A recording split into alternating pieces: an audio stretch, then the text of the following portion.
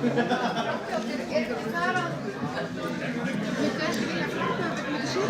ég ætla að biðja um... Það er gott fólk! Með vinsamlegast setjast og frambjóðendur, endilega fá okkur sæti.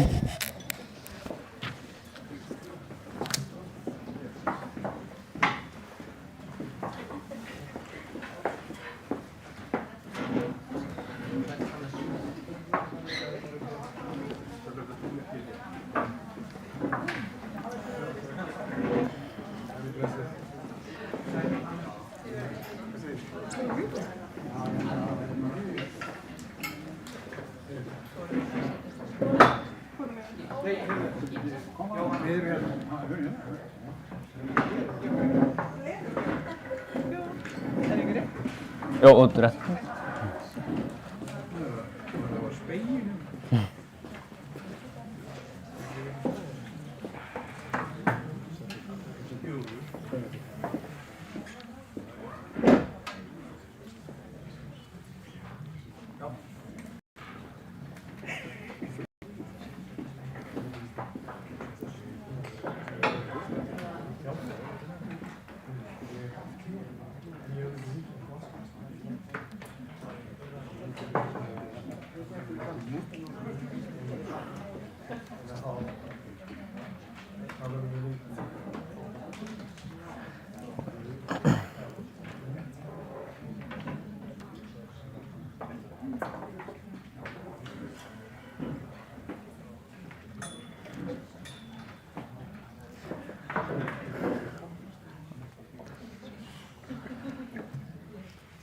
Sælveriði, ágætu frambjóðendur, rektor Landbúnaðarháskóla Íslands, framkvæmdastjóri bændasamtakana sem er fundastjóri hér í kvöld, formaður samtaka ungra bænda, nemendur og aðrir góðu gestir. Verið velkomin á þennan mikilvæga fund. Jón Björn Blöndal heiti ég og er formaður Nemendafélags Landbúnaðarháskóla Íslands. Þessi fundur er mikilvægur fyrir okkur öll hér. Hann er mikilvægur fyrir bændur landsins og nemendur hér á Hvanneyri. Og hann er ekki síður mikilvægur fyrir alla landsmenn, því landbúnaður snertir okkur öll. Þessi fundur er mikilvægur til að varpa ljósi á stöðu landbúnaðar á Íslandi. En hvað ætlið þið frambjóðendur að gera í þeirri stöðu sem við erum í dag? Eigum við bændur kannski bara að pakka saman og selja jarðir okkar fyrir feita summu til auðkýfinga? Eða eigum við kannski að gefa ungu fólki séns að kaupa sér jörð til búskapar? Hvert viljið þið, kæru frambjóðendur, stefna? Og fyrst og fremst, hvað á ég að kjósa? Eigum við að svara fyrst? Á eftir kannski. Góðu gestir, fyrir hönd Nemendafélags Landbúnaðarháskóla Íslands býð ég ykkur velkomin á þennan fund og segi hann settan. Nú býð ég fundastjóra sem er Margrét Ágústa Sigurðardóttir, framkvæmdastjóri Bændasamtaka Íslands, að koma hér upp og taka við stjórn fundarins. Takk.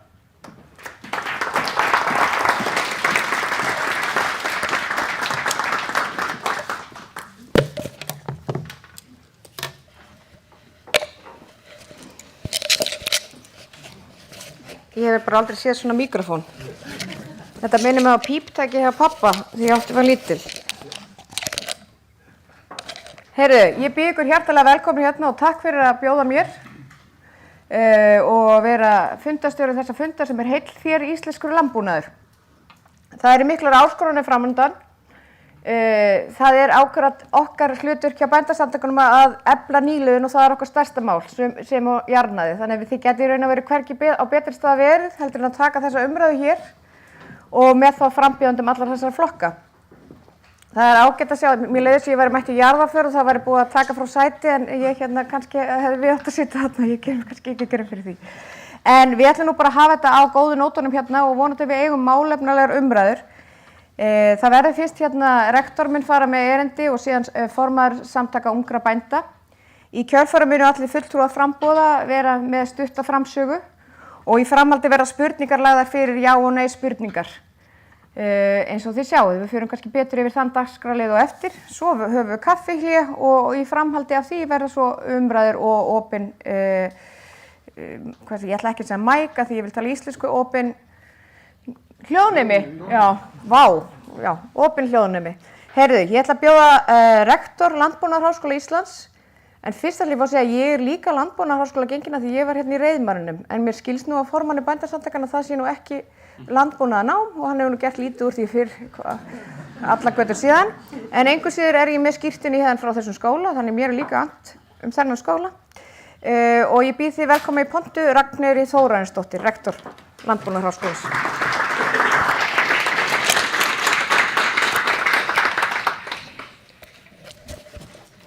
Takk fyrir þetta, Margrét, og bara mjög gott að auglýsa Reiðmanninn í leiðinni og það svo sannarlega nám hjá okkur og einingabært. Maður fær eininga fyrir Reiðmanninn, þannig að það alvöru nám. Niðurgreitt úr stéttarfélagi líka. Já, niðurgreitt úr stéttarfélaginu, þannig að og það hefur fjölgað í Reiðmanninum frá 80 í 250 á 3 árum, þannig að þið sjáu hvað þetta vinsælt og flott nám. En kæru frambjóðendur og aðrir góðu gestir, velkomin í Landbúnaðarháskóla Íslands. Virkilega gaman að taka á móti ykkur hér og í aðalstöðvarnar og Hvanneyri og í aðalbyggingun okkar hér á Skarð. Mér langar til þess að byrja á því að þakka hér kærlega á Samtökum ungra bænda og Nemendafélaginu hér fyrir að standa þessum fundi. Þau eiga allan heiðurinn á því að standa að undirbúningi og líka bara hvernig þau hafa tekið á málum núna undanförnu, haldið stóra fundi og látið í sér heyra og virkilega verið að gera sitt til þess að halda hér íslensku landbúnaði á lofti og benda á þær áskoranir sem við stöndum frammi fyrir. Ekki bara varðandi framleiðslu í landbúnaðinum, heldur allt sem tengist, loftslagsmál og byggðaþróun og svo framvegis. Þannig að bara, mér langar til þess að bara við klöppum fyrir þessu flotta unga fólki hér.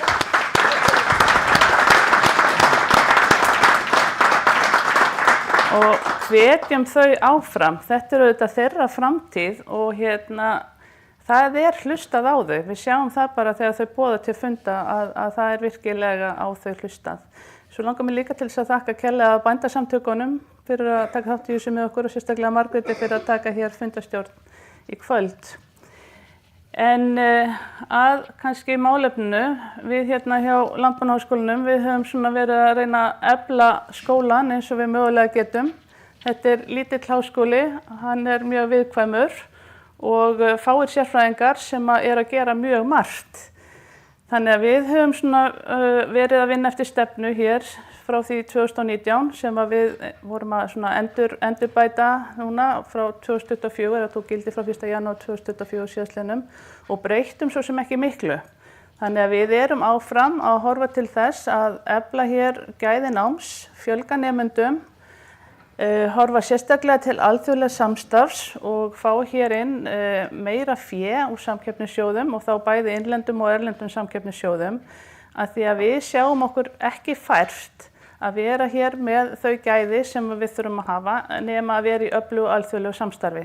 Tækniþróunin í landbúnaðinum á ógnarhraða og við þurfum bara á því að halda að geta tengst öðrum stærri skólum sem hafa kannski þá þekkingu og þann tækjabúnað sem við höfum ekki alltaf tök á að kaupa okkur en að sama skapi þá erum við auðvitað líka að reyna að bæta eins og við mögulega getum innviðina hér í skólanum.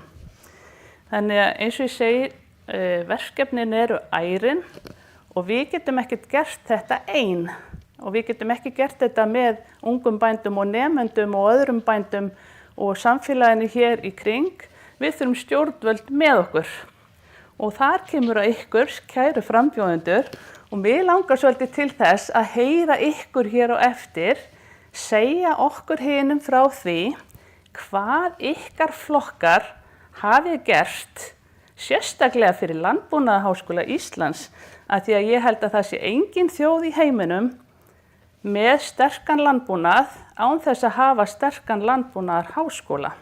Þannig að mig langar til þess að varpa því hér til ykkar, hvað hafa ykkar flokkar gert fyrir Landbúnaðarháskóla Íslands og hvað ætlið þið að gera fyrir Landbúnaðarháskólann og komið gjarnan bara með hrein og bein dæmi, sérstaklega eitthvað sem bara hönd sem festir á, við getum bara séð það beinlínis hvað það er sem þið hafi gert. Að því að hér er fjöldi fólks inni og ég er viss að það séu fleiri en ég sem eru ekkert búin að ákveða sig hvað þeir ætla að kjósa. Þannig að það er til mikils að vinna fyrir ykkur hér og svo er þessi varpa líka út, þannig að það er ekki bara fólk hér í salnum sem eru að hlusta á ykkur heldur, fullt af fólki. Og svo ætlið þið að sjá til þess að streymið verði það ekki endur varpaði aftur og aftur og aftur til að minna á. Þannig að þið verður að segja satt og rétt frá, það er allt tekið upp. Þannig að með þessum orðum þá ætla ég bara að hlakka virkilega til að hlusta hér á ykkur. Ég veit að salurinn kemur með beinskeyttar og erfiðar spurningar til ykkar. Þannig að þetta verður gaman og við hlökkum til. Kærar þakkir.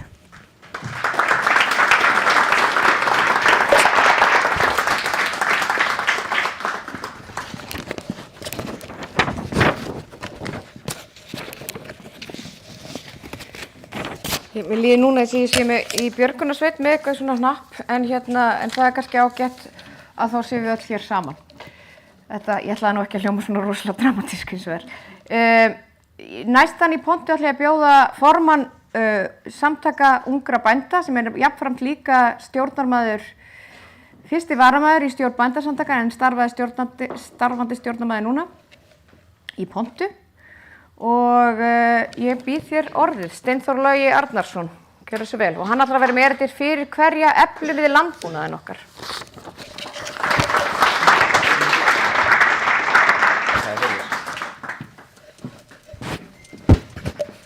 Mér líður eins og ég sé orðið hafið núna.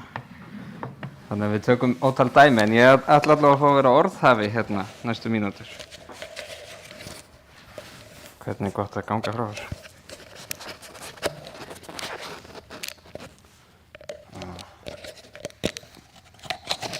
Svona. Kæru gestir, rektor, nemendur, bændur, frambjóðendur og kæru kjósendur. Ég heiti Steinþór Logi Arnarsson og er þeirrar gæfu aðnjótandi að vera bóndi og formaður samtaka ungra bænda og eins og Margrét sagði líka stjórnarmaður núna í bændasamtökum Íslands. Það er fátt ef eitthvað sem við þörfnumst meira en matar. Við erum síétandi, afsakið orðfræðið. Þetta er óumdeilt. Enginn spyr, þarf alltaf að vera matur.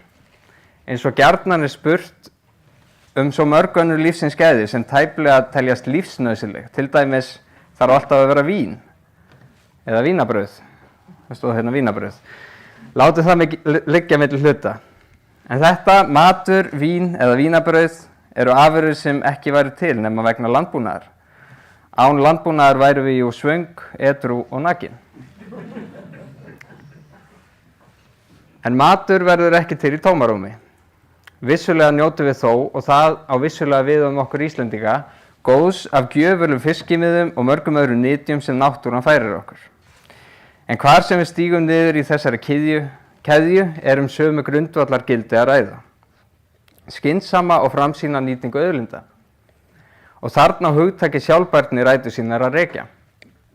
Sjálfbærni byggir jú á 3 stoðum. Sjálfbærni í náttúru og umhverfismálum sem fer kannski mest fyrir í umræðinni. Að við mætum þörfum nútímans án þess að skerða möguleika komandi kynslóða með áherslu á náttúruauðlindir og vistkerfi. Efnahagsleg sjálfbærni sem miðar að hagvexti og jákvæðri efnahagsþróun með hagkvæmni og skilvirkni að opni. Fyrir alla. Og síðasta stoðin sem ég bið ykkur nú að hlusta vel á og helst skilja að þarna meðal er félagslega sjálfbærni. Það að tryggja félagslega velferð, jöfnuð og sanngirni fyrir alla. Þetta felur í sér að stuðla góðum lífsgæðum, menntun og réttlátum vinnuskiljurum. Réttlátum vinnuskiljurum mannauðsins sem býr yfir svo ríkulegri þekkingu og getu til verksins að stunda landbúnað í þessu tilfelli. Án þess að hafa ómörg orðum það leyfi ég þó vera að segja að á þennan höfuðstól félagslegrar sjálfbærni hefur verið gengið á kostnað bænda, en það er nátengt stoð efnahags og rekstrarskilyrða og afkomu í landbúnaði. Í náttúru og umhverfismálum stöndum við okkur gríðar vel í íslensku landbúnaði nær öllum samanburði. Við höfum náð gríðarlegum árangri og getum náð ennþá lengra. Takist okkur að tryggja efnahagslega og félagslega sjálfbærni. Laun fyrir lífi bænda og íslenskra sveita á því vel við í þessu samhengi. En látum það ekki verða okkur að falli hvernig staðan er og finnum lausnir, því tækifærin eru mýmörg. Ég hvet ykkur því, frambjóðendur og einhver ykkar, verðandi þingmenn, til að gefa þessu gaum og taki með ykkur fram veginn. Landbúnaður og gangur hans snertir þó ekki aðeins bændur og er ekkert einkamál þeirra. Við höfum ekki stuðningskerfi landbúnaðar svo við getum haft bændur. Bændur eru aðeins hluti þeirrar stóru og mikilvægu keðju sem landbúnaðurinn er. Landbúnaðurinn sem við þjóðin eigum saman og höfum öll mikilla hagsmuna að gæta þar. Landbúnaður er stórt efnahagsmál. Innlend landbúnaðarframleiðsla skapar yfir 10.000 störf, hátt í 5% af vinnumarkaðnum. 2.700 með beinum hætti og 8.000 afleidd. Framleiðsluvirði landbúnaðar nemur yfir 90 milljörðum króna. Landbúnaðar er líka lýðheilsumál. Við erum jú það sem við borðum. Matvælaöryggi er mannréttindamál. Sýklalyfjaónæmi er ein helsta heilsufars okkar samtíma. En við höfum sérstöðu, að sjálfsögðu, og gífurlega forgjöf þegar kemur á sýklalyfjanotkun í landbúnaði, sem er með minnsta móti. Stöndum vörð það og gerum réttlátar og sanngjarnar kröfur þá til innfluttra afurða og matvæla. Landbúnaður er þjóðaröryggismál. Bændur eru og verða vörsluaðilar lands og auðlinda okkar. Svo ég vitni nýlega skýrslu fæðuöryggi á Íslandi, sem að ég veit allavega einn hérna inn í salnum þekkir vel. Þar sem vatn og land eru þær auðlindir sem takmarka fæðuframboð á heimsvísu má ekki gleyma verðmæti þeirra fyrir þjóð sem virðist hafa meira en nóg af þessum auðlindum til sinnar fæðuframleiðslu. Dreifð eignaraðild þessara auðlinda er eitt þeirra atriða sem getur verndað þær til lengri tíma litið. Að þessu er vegið í dag. Áföll á heimsvísu og ófriður minnir okkur á að við verðum að standa styrkum fótum þegar horft er til fortíðar og framtíðar. Og þrátt fyrir það, þá er oft sagt, það sem aldrei hefur gerst áður getur alltaf gerst aftur. Það á COVID er það ekki. Hvað ber framtíðin í skauti sér? Matur er undirstaða friðar í heiminum, en á sama tíma er hann líka undiralda styrjalda og stríða. Við höfum heyrt hvernig hungur og grimmileg stjórn á framboði og keðju matvæla er notuð í hernaðarlegum tilgangi. Horfum í kringum okkur með gagnrýnum augum. Því að þróun landbúnaðar hér á landi er síður en svo einsdæmi og þær áskoranir sem blasa við okkur. Víða hefur með markvissum hætti landbúnaði, bændum og þá helst fjölskyldubúum hægt og sígandi verið rutt í burtu og land, auðlindir og matvælaframleiðsla fæst á fáar hendur, sofnum ekki á verðinu þarna. Landbúnaður er byggðamál. Hann hefur afgerandi áhrif á ásýnd lands okkar. Stór hluti af því sem að ferðamenn sækjast í að bera augum. Bændur og búskapur hafa verið kjölfesta í byggðum landsins frá upphafi og mun verða það áfram. Landbúnaður er menning okkar og stolt. Landbúnaður er umhverfismál. Við erum í lykilstöðu hvað varðar aðgerðir sem varða umhverfi, loftslag og vistkerfi. Við höfum staðið okkur vel, stöndum vel og höfum því alla burði til að gera enn þá betur. Landbúnaður hefur með rannsóknum, vísindum og nýsköpun náð gífurlegum framförum og góðum árangri. Tryggjum að svo verða áfram því að tækifærin eru svo sannarlega til staðar. Landbúnaður snertir okkur öll og ekki síst komandi kynslóðir. Stuðningskerfi landbúnaðarins hefur verið plástrað og það ítrekka síðastliðin ár, sem er til marks þörfina umbætur, stöðuna sem er uppi, sem birtist í því að framleiðsla dregst saman eða heldur ekki í við fjölgun munna sem þarf að fæða. Bændum fækkar og víða hefur byggð gisnað vegna þess. Spyrnum við. Nú líður á samtali nýja búvörusamninga. Það er margt sem við þurfum að taka inn í það samtal. Og höfum í huga hver tilgangur búvörusamninga var í upphafi þegar þeir voru settir á. Það var til að lækka verðbólgu í landinu og að tryggja jafnt aðgengi allra að matvælum. Við þurfum að koma á almennilegu tryggingakerfi í landbúnaði sem tekur utan uppskerubrestu og önnur áföll sem að verða og er viðbúið að verði í landbúnaði. Við þurfum að skoða kosti þess að koma á laggirnar aflýsingu fyrir bændur til að rétta af þá gjá sem hefur orðið á milli bænda og annarra í þessu samfélagi. Hvað varðar lífsgæði og vinnuskilyrði? Fyrst af öllu þurfum við að búa landbúnaðum eðlileg rekstrarskilyrði sem taka mið af eðli landbúnaður, því langhlaupi og langtíma verkefni og langtíma hugsjón sem hann byggist á. Sanngjörn og eðlileg afkoma lykilatriði í þessu öllu, því án hennar verður ekki lengra haldið. Við þurfum að búa þannig hnútana að kynslóðaskipti geti átt sér stað í landbúnaði. Þar þurfum við að vera tilbúin til að leggja okkur fram við að þeir bændur, eldri bændur, sem langt skeið hafa unnið þrotlausa vinnu við að byggja upp bú sín og jarðir, hljóti viðurkenningu fyrir það og sjái framtíð því að yngri aðilar geti haldið áfram að byggja á þeim grunni, okkur öllum og komandi kynslóðum til hagsbóta. Tökum ábyrgð á stöðu okkar og tækifærum. Setjum okkur markmið að við munum nýta okkar sérstöðuna og tækifærin til þess að sækja fram, framleiða það sem við með svo sannarlegum hætti getum framleitt fyrir þjóð okkar og gesti. Við búum við einstakar aðstæður sem gefa okkur ógrynni tækifæra, enn og aftur. Við hugum að sjálfbærum gildum og búum áfram vel og betur landið okkar, umhverfi og vistkerfi, tryggjum réttlát rekstrarskilyrði sem taka utan fólkið og mannauðinn sem í landbúnaðinum býr og sem hann þarf á að halda til framtíðar. Sameinumst að íslenskur landbúnaður getum alla framtíð tryggt fæðuöryggi þjóðarinnar með 3 meginstoðir sjálfbærni að leiðarljósi: umhverfi, efnahag og félagsleg sjálfbærni. Tækifæri okkar og það núna. Landbúnaður snertir okkur öll, sama hvar við stöndum, á hverjum degi, oft á dag, í dag og alla aðra daga ókomna tíð. Heill þér, íslenskur landbúnaður, ég þakka fyrir mig.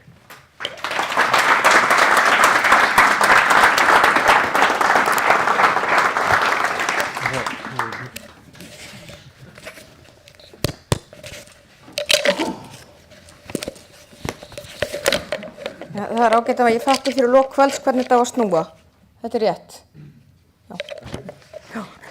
Herðu, nú komið að framsögu frambjóðanda og þetta raun og veru ekki í neinni pólitískri röð eða neitt. Ég var nú bara að hugsa að byrja á vinstri vangnum. Á Bjarka frá Vinstri grænum að bjóða þið velkomin. Ég ætla líka að fá að taka það fram að það eru oddvita umræður Norðvesturkjördæmis á RÚV núna og það ástæða fyrir því að flokkur fólksins ekki ennþá mættur, þannig að við skulum ekki lesa í það sem ykkur skilaboð til landbúnaðarins af því ég svo ótrúlega, hlutlaus og til fyrirmyndar. Já, takk. Já, ég þarf að ljáta að fá þetta. Já, þú þarft að hafa út á streymi. Já. Ég tala svo hátt, ég held að heyrist alveg út allt.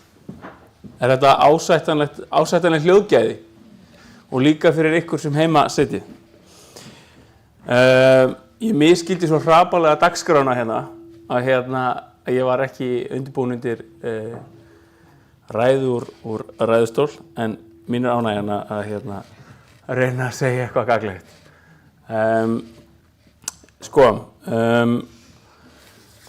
Okkar svona megin, kannski svona grunnstoð okkar landbúnaðarstefnu byggir á hugmyndafræði einnar heilsu.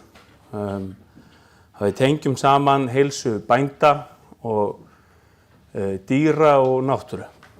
Það kannski make a sense, við erum Vinstri græn, við hugsum þetta einhvern veginn út frá þeim forsendum og eins og þú kemur inn og áðan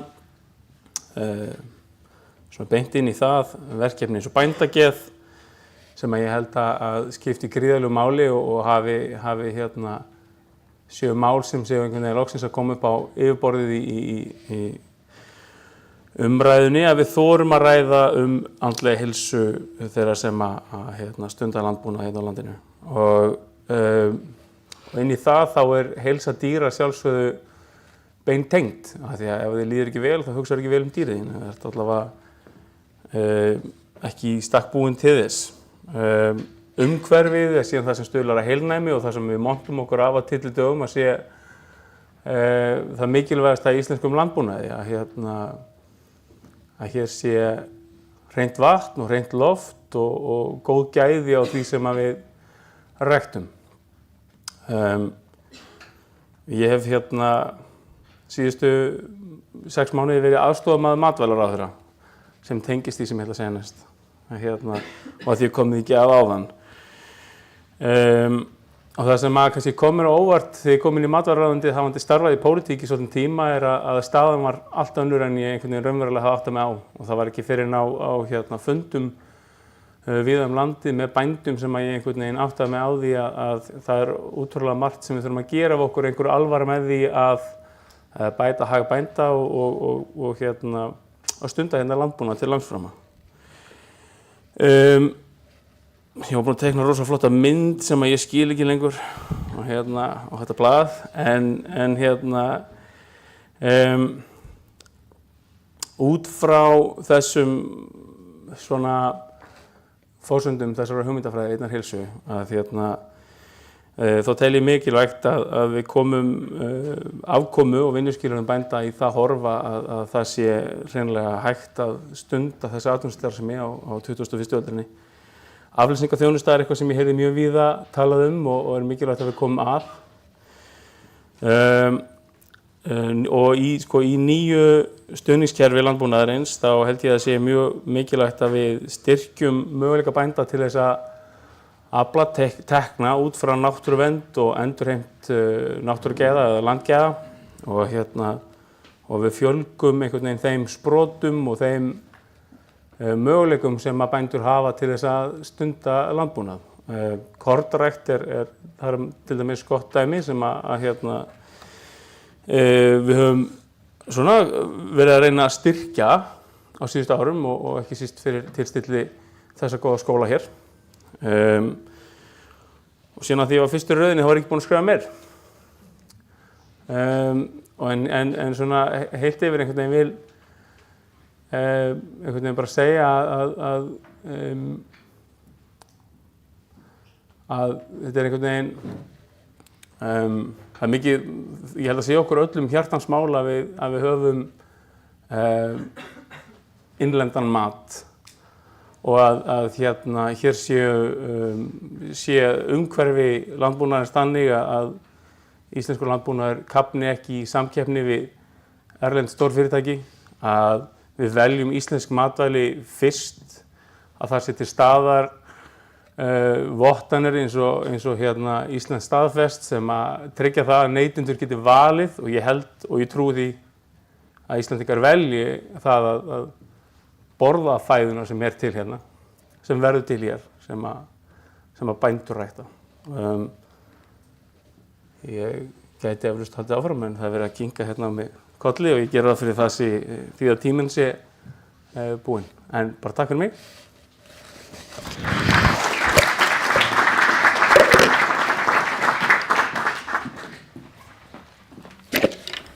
Þetta var stór gott hjá þér, Bjarki. Og ég gleymdi að, þú er mjög fínt, þú greinilega last hugsanir. Ég gleymdi að segja að það eru 4 mínútur sem hver frambjóðandi fer og til þess að geta jafnræðis þá er ég með skeiðklukku hérna. Ég hefði þurft að hafa hana svona hangandi á mér, það hefði verið betra. Þú varst 3 mínútur og 49 sekúndur, þannig að þetta var bara rosalega vel gert. Já. Þannig að ég þakkaði kærlega fyrir. Næst í pontu ætla ég að bjóða Lilju Rannveigu hjá Framsókn og ég býð þig hjartanlega velkomna.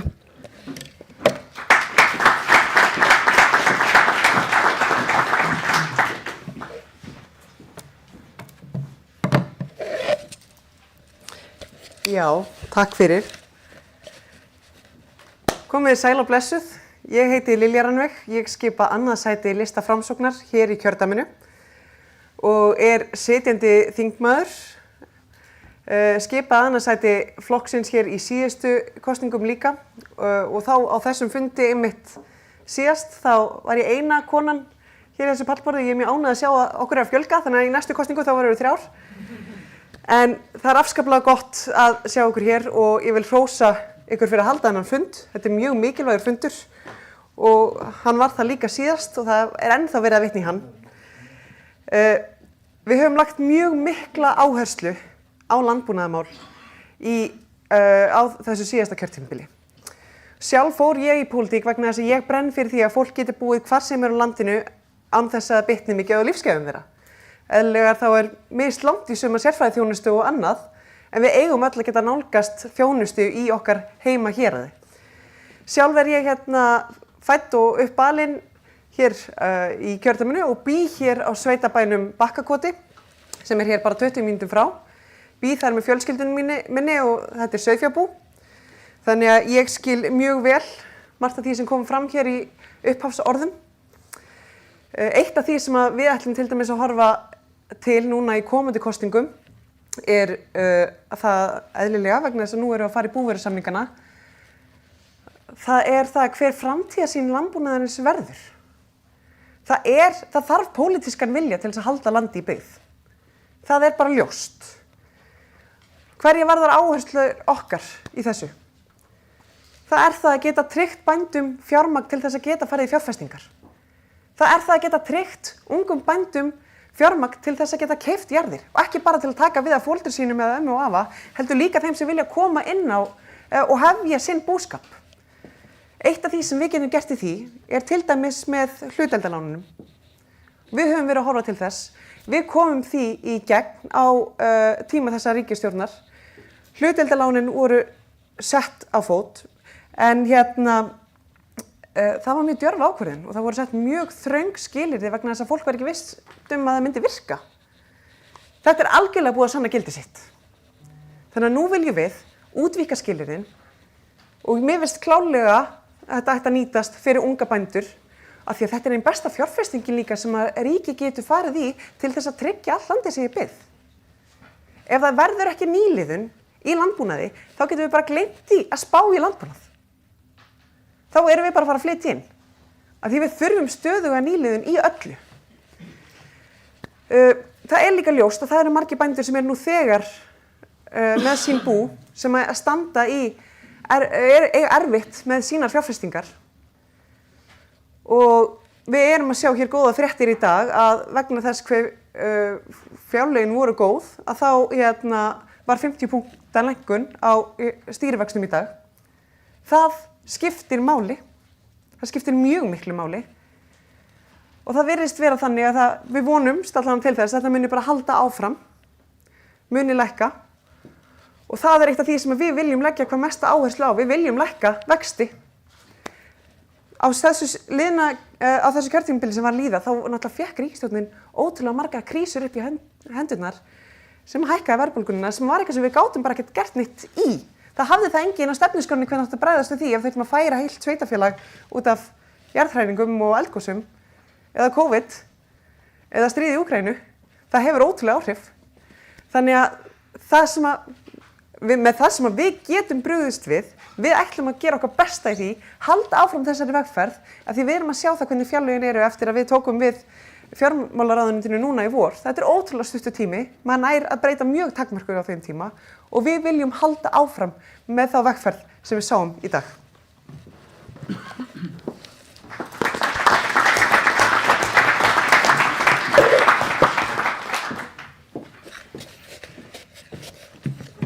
Kærar þakkir fyrir þetta, Lilja Rannveig. Næstan í pontu ætla ég að bjóða Ævar Kjartansson velkominn fyrir hönd sósíalista. Gjörðu svo vel.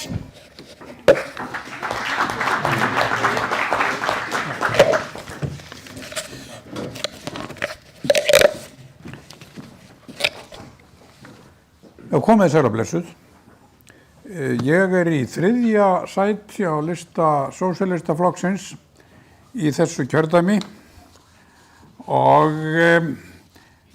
nú ekki mikill sérfræðingur í landbúnaðarmálum þar sé þessa stundina. Ég reyndar alinn upp við sauðfjárbúskap norður í landi og nú búsettur í þessu kjördæmi vestur á Skarðströnd. Þar bý ég með 2 traktora en enga skepnu. Þannig að það ekki mjög beisinn búskapur.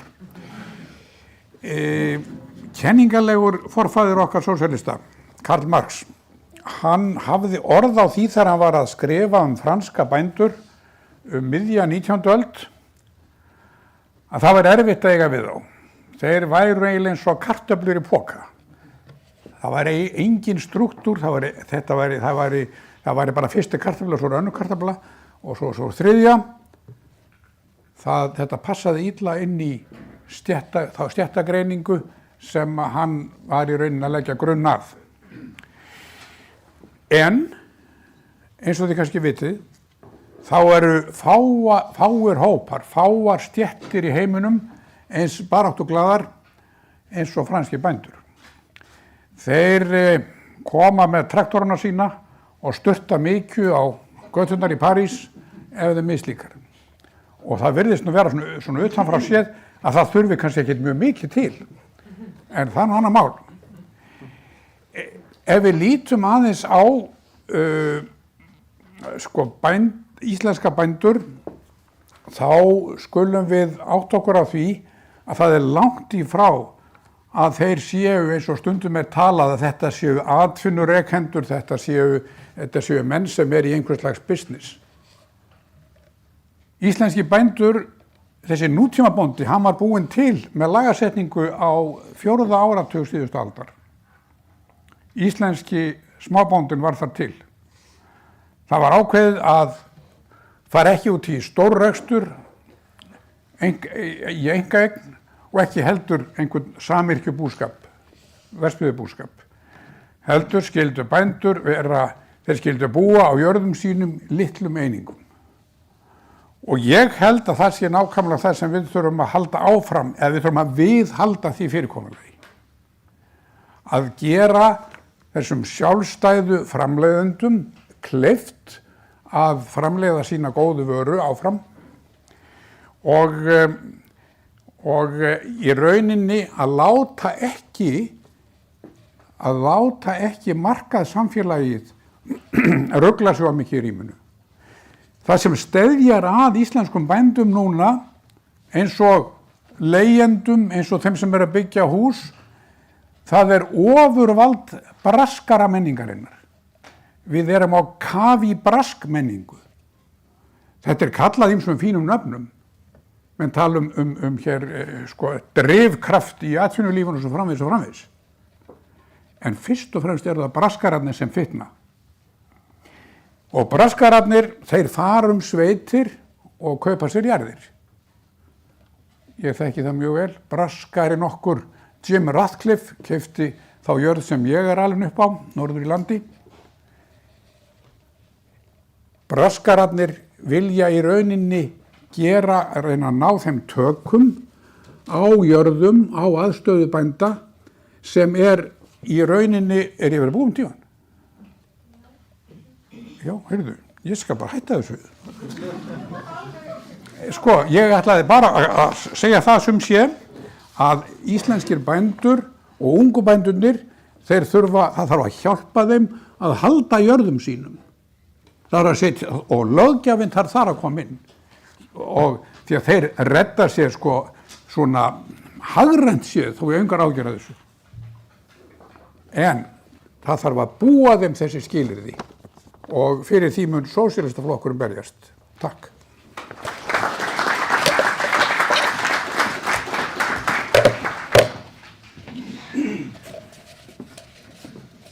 Kærar þakkir fyrir þetta, Ævar. Næst ætla ég að bjóða Daða Má hjá Viðreisn. Velkomin.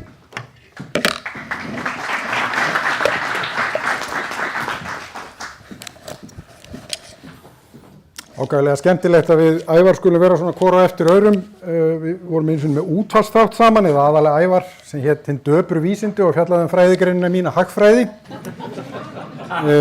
Ég er sem sagt í varaformaður Viðreisnar og er hér í fjarveru Maríu Rutar sem ber fundinum góða kveðju, en hún er á Ríkisútvarpinu að halda erindi. Ég ætla að byrja á því að svara Ragnheiði rektor hvað Viðreisn hefur gert fyrir Landbúnaðarháskólann, sem hún auðvitað veit að er ekki neitt. En ég hef gert ýmislegt fyrir Landbúnaðarháskólann, sitt þar í háskólaráði og hef verið aðstofað rektor og hún getur vonandi staðfest að ég er til dæmis einn af hörðustu stuðningsmönnum byggingar jarðræktarmiðstöðvar sem ég til mikið þjóðþrifamál, er það ekki Ragnheiður? Stefna Viðreisnar í landbúnaðarmálum snýr raunverulega að því að búa til breiðari grunn fyrir landbúnaðinn að byggja á. Þið vitum auðvitað öll sem stundi landbúnað að landbúnaðurinn hefur gengið í gegnum mjög erfitt tímabil. Það er þannig að það þarf mikla fjármuni til þess að kaupa þau framleiðslutæki sem nauðsynleg eru í landbúnaði. Það þýðir að landbúnaðurinn er alveg sérstaklega viðkvæmur fyrir vaxtasveiflum og undanfarin ár hafa reynst landbúnaðinum gríðarlega erfið og það er forgangsmál og verður forgangsmál Viðreisnar komust við inn í ríkisstjórn að lækka vexti. Lilja vék hér að því að þeir væru á réttri leið. Það er hins vegar athyglisvert að benda á að þessi stærsta lækkun, sem vonandi nú bara fyrsta af mörgum, verður ekki í kjölfarið á aðgerðum ríkisstjórnarinnar, heldur í kjölfarið á því að ríkisstjórnin fer frá, sem ég held að sé til merkis hvað þurfi að gerast til þess að hér náist almennilega tök á efnahagsástandinu. Það vita allir sem stunda landbúnað að það fá allir greitt áður en bóndinn fær greitt. Hann er sá síðasti sem fær greitt, sem þýðir að hár vaxtakostnaður er hrein og klár tekjuskerðing fyrir bændur. Þegar kemur að því síðan að reyna að breikka grundvöll landbúnaðar á Íslandi, að þá snýst þetta það að reyna að fjölga tækifærunum til að framleiða fleiri af þeim matvælum sem Íslendingar neyta. Við höfum staðið okkur ágætlega í því að framleiða kjöt og grænmeti, en fleiri matvæli eru auðvitað neytt og því meira sem hægt er að framleiða á Íslandi því betra. Margir gætu haldið að aðstaðan á Íslandi væri erfið. Hér eru auðvitað veðurskilyrði erfið, en á móti kemur að landverð á Íslandi er lágt. Alveg sama hvað Ævar segir landsöfnun auðkýfinga, að þá er það þannig að landverð á Íslandi samanborið við nágrannalöndin er lágt og í því liggur ákveðið samkeppnisforskot sem þarf að nýta. Viðreisn mun beita sér fyrir því í endurskoðun búvörusamninga að það verði breikkað, það verði fjölgað þeim tækifærum sem bændur geta fengið til stuðnings, hvort sem það er í nýsköpun í sínu rekstri, að breyta sínu rekstri og framleiða önnur matvæli, hugsanlega framleiða aðra þjónustu. Formaður samtaka ungra bænda kom inn á hér áðan að bændur eru auðvitað gæslumenn lands á Íslandi og það eru töluvert mikil tækifæri þar.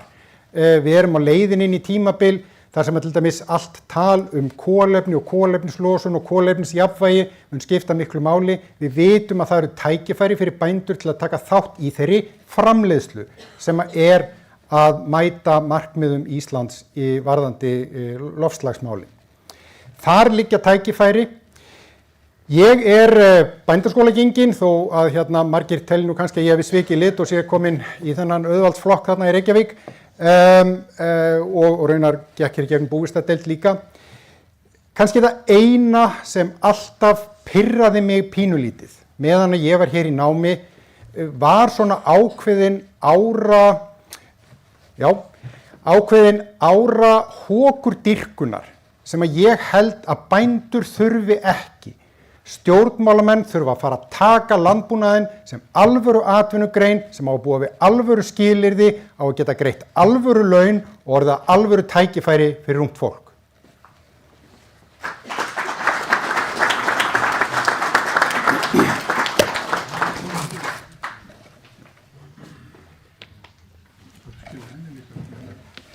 Já, þú þarftu þetta líka nota.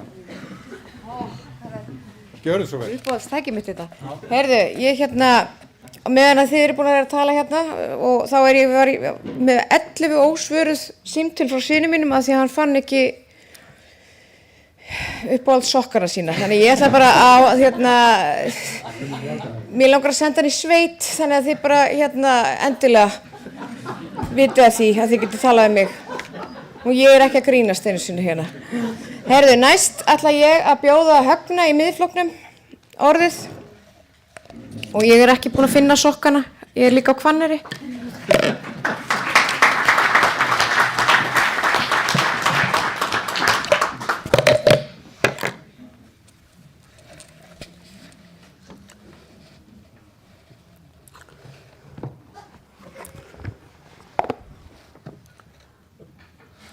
Ég er orðinn svo gamall að ég þarf gleru og hárið er að minnka og perustefnið að stækka, þannig að ég hef verið að afsaka það. En fundarstjóri, kæru fundargestir, það er heiður að fá að koma hingað og eiga samtal við ykkur íslenskan landbúnað á tímamótum. Ég heiti Högni Elvar Gylfason og ég er sauðfjárbóndi á Kornó í Skagafirði og vélfræðingur. Ég er varaþingmaður Miðflokksins og verð með 5. sæti flokksins í Norðvesturkjördæmi í komandi kosningum. Ég nefndi tímamót hér áðan og vísa þar til þess að sótt hefur verið að íslenskum landbúnaði úr mörgum áttum undanfarin ár. og komið er að því að bændur fái tækifæri til að kjósa breytingar. Miðflokkurinn hefur frá upphafi talað fyrir því að stuðningur við landbúnaði verði stóraukinn og rekstrarafkoman styrkt. Við viljum endurskoða eða segja upp óhagstæðum tollasamningum þegar í stað og endurskoða óheftan innflutning á hráu kjöti og sérstaklega frá þeim svæðum þar sem ofnotkun sýklalyfja er reyndin. Það gerum við að ráði okkar færustu vísindamanna á sviði sýklafræði til að tryggja lýðheilsu og koma í veg fyrir innflutning fjölónæmra baktería í íslenska dýrastofna. Íslensk matvæli eru hrein og heilnæm og þannig viljum við hafa það. Við viljum stórauka grænmetisrækt meðal annars með lækkun raforkuverðs til greinarinnar. Við tökum ekki þátt í að eyðileggja tekjumöguleika bænda með brellum líkt og fyrrum ráðherra gerði gagnvart áratuga gamalli búgrein. Og þá tölum við fyrir ítrustu öryggiskröfum vegna laxeldis í sjó og vernd villtra laxastofna í ánum okkar. Miðflokkurinn hefur í mörg ár lagt fram þingsályktunartillögu stóra eflingu innlendrar matvælaframleiðslu og öruggt og fyrirsjáanlegt rekstrarumhverfi landbúnaðar í 24 liðum. Ég hvet ykkur til að kynna hana á heimasíðu Miðflokksins, miðflokkurinn.is. Þar kemur líka fram hvað við viljum gera fyrir menntun bænda í þessum tillögum.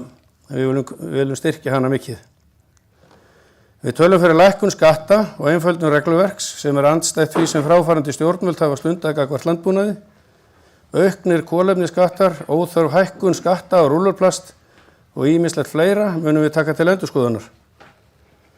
En liðka þarf fyrir kynslóðaskiptum í landbúnaði, svo sem með skattaívilnunum og hagstæðum lánum, ásamt því að hlúa að og efla menntun fyrir bændur framtíðarinnar. Stjórnvöld þurfa að standa með íslensku landbúnaði í stórum sem smáum málum. Þannig væri til dæmis þjóðráð að virða að gerða samninga og gera upp vangreiddar ullargreiðslur sem ráðuneytið neitar að gera. Það var ekki óeðlilegt að gerðir væri upp gamlar óuppgerðar skuldir ríkisins við sauðfjárbændur sem hafa verið svo óheppnir að lenda í riðuniðurskurði. Það hefur ekki verið gert.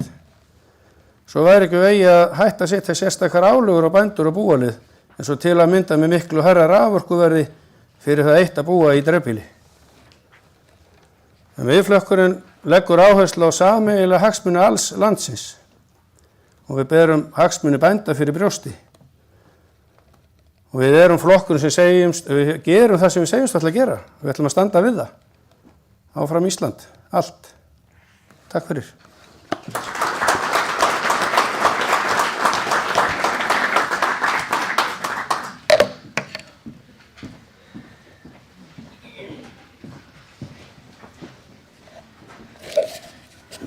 Takk fyrir þetta, Högni. Nýjustu vendingar í sokkamálun að sokkarnir fundir en nú fékk ég skilaboð hérna. Hvað er CVC-númerið á kreditkortinu þínu? Hann er 10 ára sko, þannig ég bara, Guð hjálpi mér. Ég ætla ekki að gefa það upp. Ég er nýbúin að setja síman í, kortið í síman, ég gerði það fyrir 3 dögum. Þannig að kortið er heima og hann fattar ekki hvað þetta er. Heyrðu. Hannes hjá Samfylkingunni, gjör svo vel.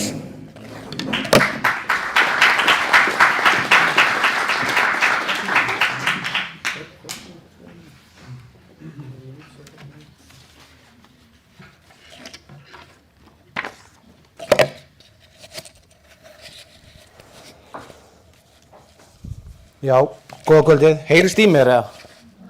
Geggjað. Ég kem úr íþróttahreyfingunum, ég líður eins og sé að fá að setja utan sjálfur með medalíu því ég hef verið duglegur að gera við aðra, aldrei fengið medalíu sjálfur fyrir afrek á íþróttavellinum. Þannig að mér líður ansi vel með þetta. Já, Hannes heiti ég og er hér fyrir hönd Samfylkingarinnar, er í öðru sæti á listanum hér í Norðvesturkjördæmi og bý á Akranesi. Nú, ég ætla að byrja á því að segja ykkur það að þetta hefur verið einstaklega ánægilegt síðustu vikur eftir að ég ákvað að stökkva í þetta að fara í framboð til Alþingis. Kynnst mörgu, nýju og skemmtilegu. Númer 1, 2 og 10 get ég sagt ykkur það að það tengist ykkur, tengist bændasamfélaginu vegna þess að eins og ég kom inn á í byrjun hef ég verið vanur að berjast fyrir íþróttahreyfinguna og þeim málefnum sem að þar snertir og gert það í fjölda ára. Ég hef fundið mér nýtt mál og það eru landbúnaðarmálin og ég get alveg sagt ykkur það bara það var hérna alveg bara hreinskilnislega að fyrsti fundurinn sem ég fór á eftir að ég fór í framboð, það var hérna upp í Varmalandi með bændasamtökunum. Þar sem að við vorum að fara í málinn þar sem þeir voru á grænu ljósi landbúnaðarins. Það var geggjað fyrir mig að fá tækifæri, nýkomin í þetta framboð, að fá að hlusta á þann fund og það var meira að segja það frábært að ég var þá ekki með bláa penna, heldur var ég með síma minn og hann var batteríslaus á fundunum að ég tók svo mikið af punktum niður. Þannig að ég ákvað núna að vera með blað og penna og við komum vel næstaður hingað og komum þegar með fullt sem að er hægt að taka áfram. Ég sjálfur hef ekki mikið verið í kringum landbúnað. Ég var náttúrulega bara eins og gengur að gerist í sveit í mörg ár og sinnti þar því sem þurfti að gera á sumrin og kíkti svo í réttir á haustin og tók þátt í göngum og þess áttar. Reyndar var afi minn sauðlasmiður til margar ára og ég aðstoða hann við að gera ansi marga hnakka á Laugaveginum í gamla daga og það sem hann var með sitt sauðlavegstæði til fjölda ára. Nú, ég get líka alveg sagt í hreinskilni að fyrir okkur í Samfylkingunni, þá held ég að við höfum alveg getað gert ýmislegt betur fyrir bændur og með bændum. Og það er það sem okkur langar til að gera í framtíðinni og þá kemur inn í það sem og við höfum viljað kannski setja niður og í okkar stefnumálum fyrir landbúnaðinn, að það er náttúrulega númer 1 og 3 að landbúnaðurinn er náttúrulega bara mjög öflugur fyrir sem við vitum öll sem hér erum fyrir fæðu og matvæla öryggi okkar allra. En ekki síður þá er hann líka byggðamál og það er eitt af því sem við þurfum að passa mikið. Nú, það er líka þannig að við erum með plan. Ég veit að kemur ykkur óvart. Og það er þannig að þetta plan kemur við alla landsmenn. Sama hvort að það sé á við bændur eða aðra sem að hér búa. Vegna þess að ef við náum að lækka kostnað heimilanna og náum að lækka vexti og verðbólgu, þá sjálfsögum það áhrif á bændur. Einnig því tengdu væri okkar ósk líka svo að fara í svokallaðan tómthússkatt sem að gæti þá líka verið tómtbílaskattur, ef við viljum kalla hann það, þannig að það gæti næst þá nær samfélagin og því sveitafélagi sem að viðkomandi bíli væri í. Og við þurfum að finna leiðir til að aðstoða bændur á svo marga vegu. Við þurfum líka að skoða hvað búið er að gera kannski annar staðar í heiminum eins og varandi stuðningskerfi í landbúnaði, til dæmis í Noregi, þar sem við höfum svolítið skoðað það sem í Samfylkingunni á undanförnum árum þar sem við höfum viljað gera. Og ég held að það þurfum að gera. Við þurfum að finna leið til nýliðunar, við vitum líka að meðalaldur bænda er því miður á nátt hár og vel yfir 60 ár. Og við þurfum líka að fjölga bændum, það er ekki bara viðhalda bændum. Þetta lærði ég í Varmalandi fyrir 2 eða 3 vikur síðan, ég man nú ekki alveg hvernig þetta var. Ég kom heim eftir þann fund, eins og ég segi, mjög öflugan áhuga fyrir ykkar samfélagi og því sem við þurfum að gera fyrir bændur. Þannig skiptir líka máli að við séum ekki bara að standa með bændum í orði, við þurfum að gera það í verki. Og það er það sem að ég hef nú ekki búin að hafa mikinn tíma til að tala við konuna mín upp á síðkastið, en hún fær bara að heyra mig tala hvað þið eruð öflug. Ég er búin að fá að ræða við bændur líka núna í kjördæminu, ferðast með bónda vegna þess að það er bóndi með okkur hér, fjárbóndi sem er í 3. sæti með okkur og er að ferðast með okkur. Þannig að mér langar bara að segja við ykkur, þetta plan sem við erum búin að vera að tala ég kom með plan sem mér langar að ræða miklu betur varðandi landbúnaðarmál og ég lofa því að komist ég á þing, þá ætla ég að vera ykkar fulltrúi inn á þingi og tala máli bænda og sýna það í verki líka. Takk fyrir.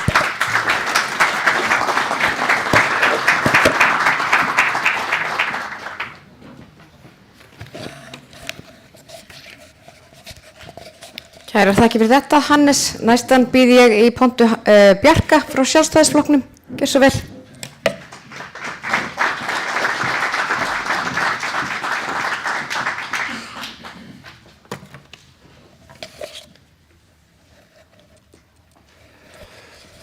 Sælverðið gott fólk og gott að sjá okkur, góð mæting og takk fyrir frumkvæðið Nemendafélag Landbúnaðarháskólans og eins Landbúnaðarháskólinn og samtök ungra bænda sem hafa verið áberandi í umræðinni sem er vel.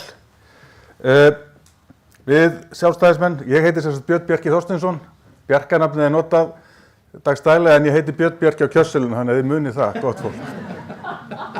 Og ég í öðru sæti á framboðslista sjálfstæðismanna hér í Norðvesturkjördæmi, baráttu sæti, og ég brenn fyrir málefnum þessa kjördæmis, þessa málaflokks og hefur verið að skrifa greinar, ekki bara på síðkast, ekki bara eftir ég fór í framboð til Alþingis, það er bara korter síðan, heldur líka í núverandi starfi mínu sem sveitarstjóri í Dalabyggðar og af því að í Dalabyggð landbúnaður megin uppistaðan í atvinnulífinu. Og við þurfum að taka utan þennan málaflokk og þurfum að hjálpa stað. Ríkisvaldi gerir ekki eitt og sér. Ég ætla að fá að hrósa samtökum ungra bænda fyrir þá ráðstöfnu, það málþing sem þeir héldu í salnum fyrir réttu ári síðan, að því í mínum huga hefur síðan verið svona ákveðið augnablik bænda í umræðinni og það nauðsynlegt. Nú vitum við öll hvað fæðuöryggi þýðir og hvað matvælaöryggi þýðir og við þurfum að nota það. Það er mýta í loftunum að landbúnaður á Íslandi sé svo mikið niðurgreiddur. Það er mýta. Við erum með ákveðna tollavernd en hún hefur ekki staðist verðlagsþróun og við þurfum að horfa til þess. Hvernig við getum stutt við landbúnað, líka þannig að þetta verði arðvænleg atvinnugrein. Ég veit það, vestan úr Dölum, eins kröftugt samfélag og þar harðduglegt fólk, að það þurfa allir að vera með fleiri en einn hatt, því miður. Og það kemur niður á mannlífi, það kemur niður á fjölskyldulífi og þar með börnunum. Þannig að við þurfum að passa upp á þetta, að við þurfum að, þegar að kemur að vinnu sem að ég reyndar held að sé aðeins hafin við undirbúning nýrra búvörusamninga, það þarf að halda vel á spilunum núna í kjölfar kosninga, varðandi búvörusamningin og gera hann heildstæðan, gera hann líka fyrirsjáanlegan, þannig að við tökum inn í breytuna til að mynda óvænta atburði eins og óveður í vor. Það er óþolandi fyrir bændur að sitja í óvissu núna, bara þangað til fyrir örfáum dögum síðan, varðandi það hvenar og hvort og hvernig bæturnar koma sem voru samþykktar. Í kjölfar ráðstefnu ungra bænda þá var settur á fót spretthópur ráðuneytisstjóra, 3 ráðuneytisstjóra sem héldu utan hvernig væri hægt að búa til plástur. Þar komu rúmir 2 milljarðar. En það sem ég tók út úr þessum fundi ungra bænda og því sem þar var kynnt, að í stóru myndinni vantar einhverja 12 milljarða og við þurfum einhvern veginn að átta okkur á hvernig við náum utanum það. Við höfum verið að skrifa greinar, ég og mínir félagar, undanfarna daga og vikur varðandi landbúnaðinn og það félagar mínir Ragnhildur Eva sem í 7. sæti listans og Sigurbjörg Ottesen sem í 8. sæti. Þær voru með grein núna í Skessuhorninu, eiga bændur og Sjálfstæðisflokkun eitthvað sameiginlegt, hvet ykkur til að kíkja á það og síðan ég ásamt 2 öðrum tvistum, það er að segja í landsbyggðarkjördæminu, það er að segja Vilhjálmur Árnason og Njáll Trausti, voru með grein leggjum grunn að sterkari sveitum og þar erum við að klukka í rauninni þessar forsendur sem við þurfum að horfa til, það er að segja eignarhald, jarða, nýliðun og hvernig við höldum utan það og fleira í þessum dúr. Þannig að það af nógu að taka, við erum búin að nesta okkur vel og ég heldur betur tilbúin í slaginn, bæði fyrir landbúnaðinn hér í þessu kjördæmi, en líka bara gagnvart öðrum innviðum. Við eigum svo mikið inni, þessi landsluti, að það hálfa væri algjörlega nóg. Ég verð að fara seinna yfir hér í kvöld varðandi mína aðkomu varðandi Landbúnaðarháskóla Íslands. Takk.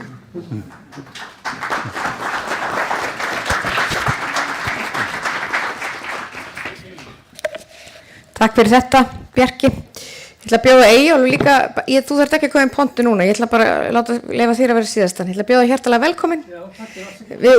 Við útskýrum það hérna í upphæðu fundar. Þetta er líka í Metropolitan area. Já, hún er stór, hvaðan er hún, getum við sagt. Þetta var kvót og einhver fattar þetta mögulega enginn. Næstu ætla að bjóða í pontu Kristínu Völu fyrir hönd Pírata, gjör svo vel.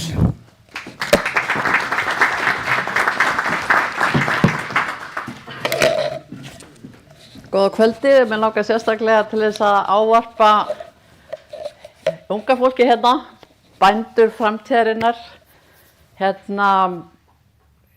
rót menningar okkar hjá bandasamfélaginu og matur menning og það sem þið framleiðir svo mikilvægt fyrir okkur til að halda áfram inn í framtíðina.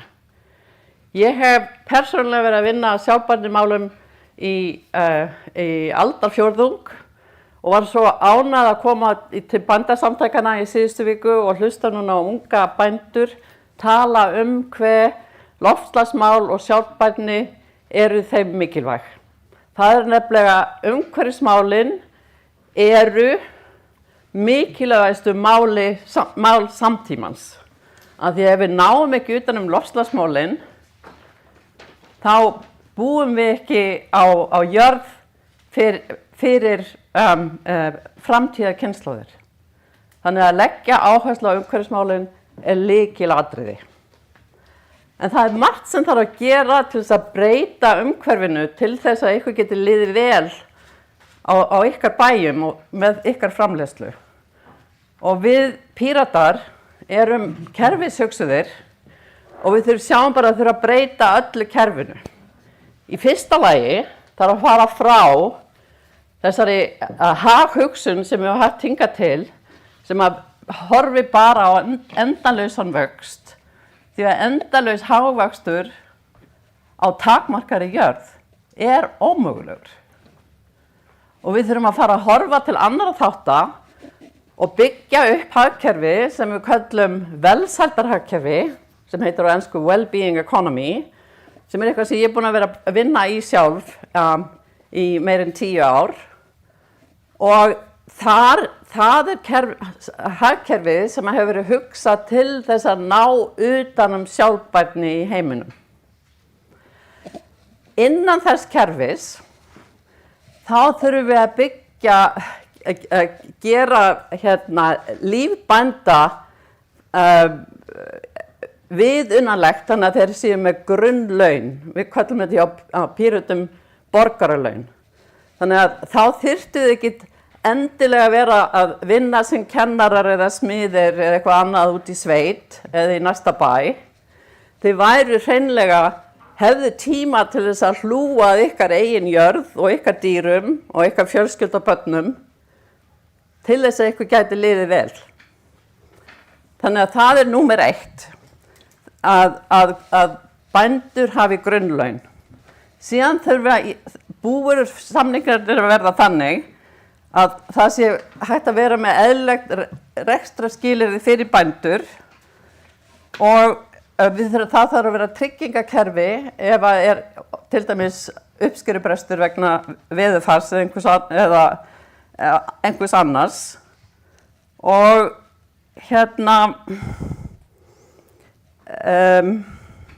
býðum við, hvað ég ekki búin að tala? Já, við erum voðalega rík á þessu landi, eiga bæði land og hreint vatn og þess vegna eigum við að geta verið nær sjálfbær með okkar fæðu. Og til þess til dæmis að geta rækta meira grænmeti inn í gróðurhúsum, þá sjá til þess að þið fáið raforku á viðurlegu verði og á álíka verði og stóriðan fær, að fáránlegt að þið þurfa að borga meira. Og síðan þurfum við að sjá til þess að þið hafið að við horfum til dýravelferðar, svona sé hægt að merkja allar vörur þannig að þær komu úr góðu umhverfi og að það sem er innflutt fylgi sömu skilmálum.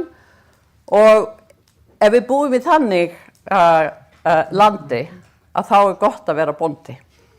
Og ég vona að við Píratar getum komið að því að leiða ykkur þangað. Takk fyrir.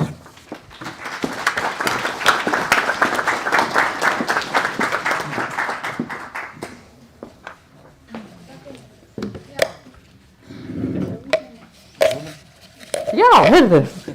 Má bjóða þér. Það er kannski ágætt að þeir sem eru í streymi heyri hver að koma í pontu. Næstan ætla ég að bjóða Arnar, ég þökkum Kristínu vel fyrir, við ætlum að bjóða Arnar Þór fyrir lýðræðisflokkinn hér, gjör svo vel.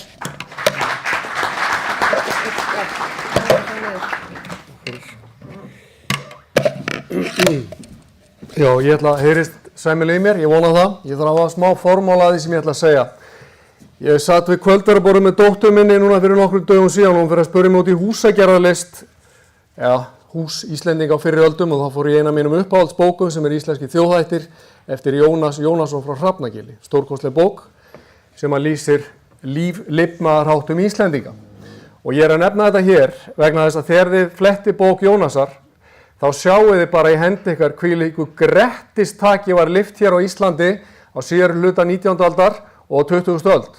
Það sem að bændur fluttust yfir í góð hús, allt var vélvætt, tún voru plægð og svo framvegis, matvæla framleiðsla stórjókst. Þetta gerðist ekki að sjálfu sér. Þetta gerðist undir styrkri stjórnvalda í þessu landi með sameinuðu átaki. Ég búinn að stofna stjórnmálaflokk sem heitir Lýðræðisflokkurinn. Það ekki af ástæðulausu, það ekki fyrir minn persónulega metnað eða ego, heldur vegna þess að ég sé það í hendi mér eins og þið sjáuð væntanlega öll að það eitthvað mikið að í íslenskum stjórnmálum.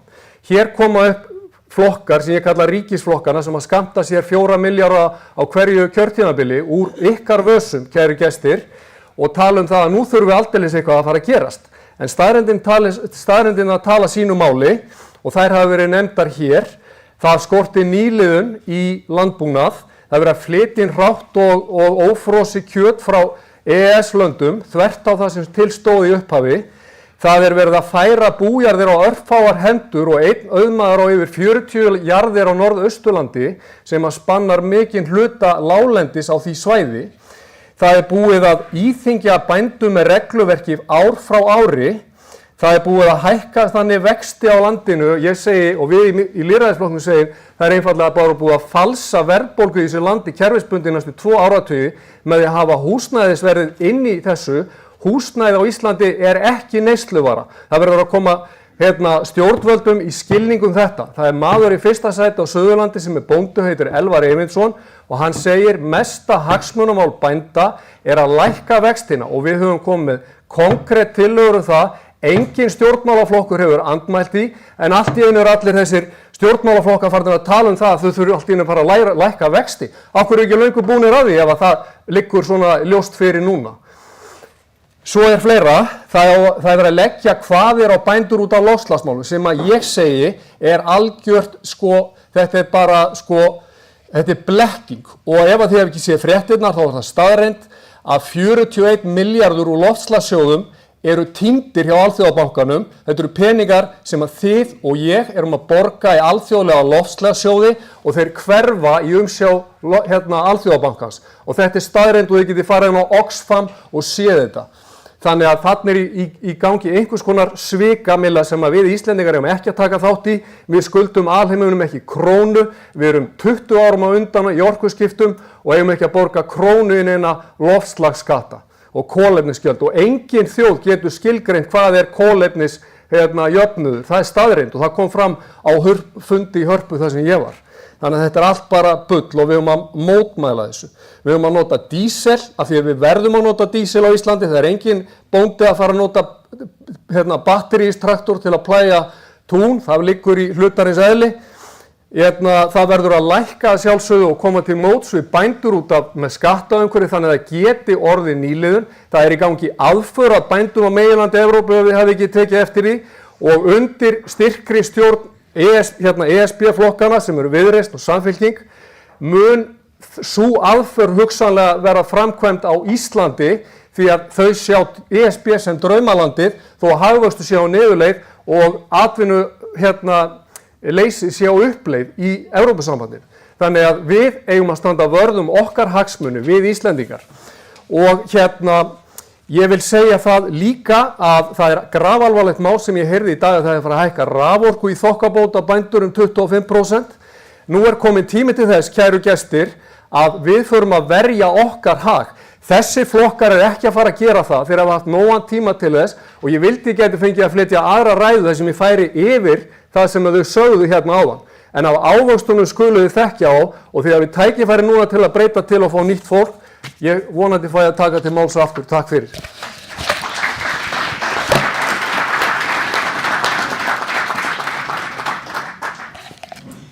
Við þakkum Arnar Þór hjartalega fyrir þetta og næstari pontu Eyjólfur hjá Flokki fólksins. Gjör svo vel.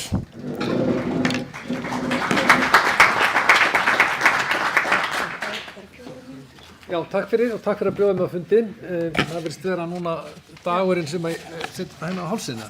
Já, þú mistir aðeins á þessu á. Já, ok. Já, núna heyrist í mér. Ég heyri með þess að sjálfum mér. Þannig að það verðist vera hérna að ég kom á seint á alla fundi í dag. Ég kom á seint á rúffundin á Akranesi, með umferðarteppu og saknaði Sundabrautar. Og svo kom ég á seint á þennan fund sem bið innilega afsökunar á. Og viltist hérna á Hvanneyri. Ég tók vitlausa beygju á Hringtorginu, þannig að stór Hvanneyrasvæði ætti kannski að fara að skoða sinn gang í hérna merkingum á vegum hérna, en allt í lagi. Eitt af forgangsmálum Flokks fólksins sem má sjá á heimasíðunni það að við erum að lögfesta bann við jarðakaupum erlendra auðkýfinga, auðjöfra. Það grundvallaratriði. Jarðir í landinu eru alltaf dýrar og við verðum að standa vörð bújarðirnar.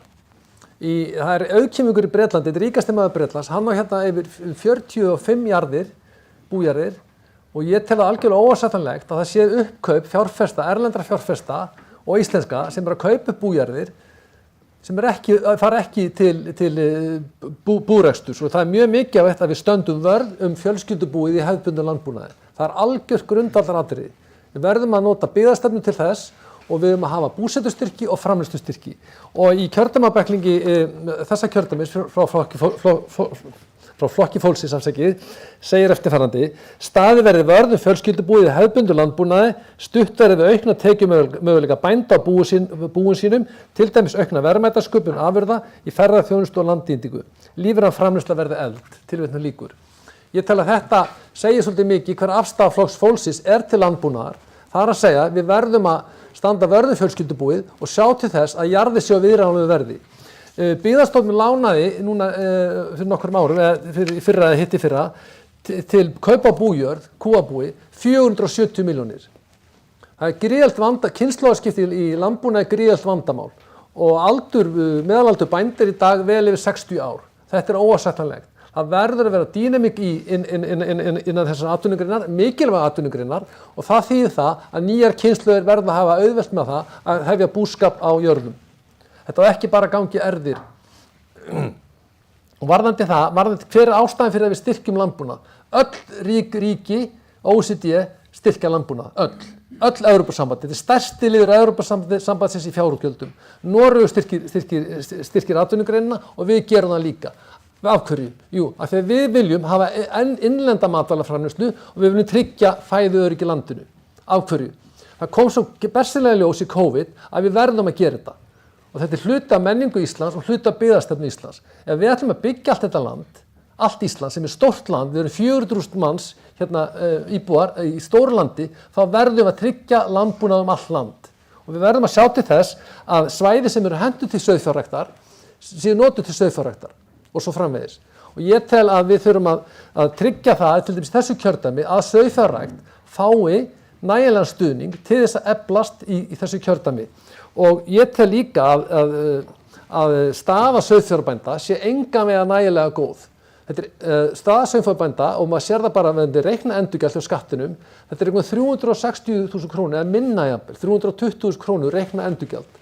Og ég tel að staða sauðfjárbænda sé engu samræmi við stöðu lambakjöts í íslenskri matamenningu og íslensku samfélagi.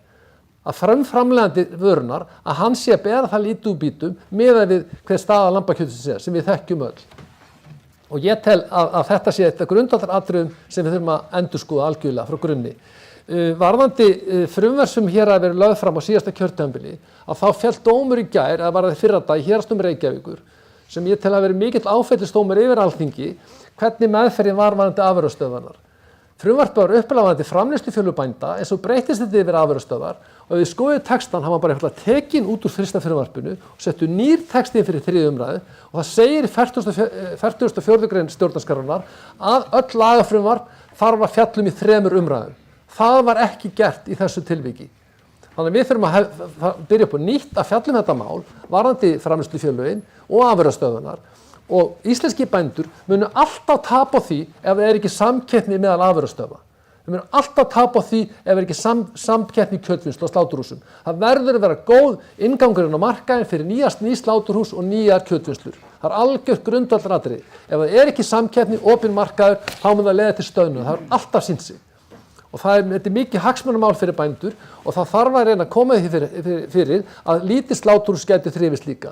Og það þarf líka að auka verðmætasköpun í afurða eins og til dæmis er gert á Biopol á Skagaströnd sem er frábært eldhús og þar hef ég heyrt dæmi þess að bændur hafa tekist að auka verðmætaafurð sinna allt 80%. En svo heyri ég líka það að bændur í Húnavatnssýslu séu svo fátækir og það hefur komið skýrslur það, þetta er fátækasta hér á landsins innan greinarinnar, að þeir hafa einfaldlega ekki tíma til þess að sinna búskapnum og þeir eru kannski 2-3 vinnum. Ég hitti bændur í Ístex á sínum tíma í fyrra og þeir sögðu það bara að fjármagnskostnaðurinn var algjörlega sligað á og þeir yrðu að vera í annarri vinnu og meðan til dæmis stór bú, 1100 kinda bú, þeir þurfa að vera í öðrum vinnum. Þetta er óásættanlegt. Og þetta þýðir það að ríki þarf að koma inn í og jafnvel með lánasjóð innan Byggðastofnunar, öflugri lánasjóð, til þess að tryggja það að fjármagnskostnaður verði í lágmarki. Og það getur verið eitt form af stuðningnum. Ég þarf að takka kærlega. Er ég búinn? Já. Takk fyrir. Já, hörðu. Fyrir ekki það. Rosalega fallið púlt. Já, ég veist það mjög fallið púlt og ég held að þetta geti verið ég, þetta Steinþór og þetta Trausti formaður svona dansandi brókinni að það framan á. Jæja, herðu, þá er komið að næsta dagskrárgerðarlið sem er sá að ég býð þig hjartalega velkomin og Uglu. Þið komið sjóðheit úr kjördæmaþætti hjá Akranesi.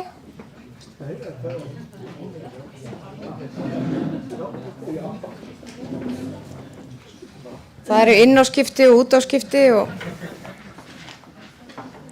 ég er línuvörður, þetta er allt í lagi. En að gera bara meðan að fólk er aðeins að fá sér vatn og svona.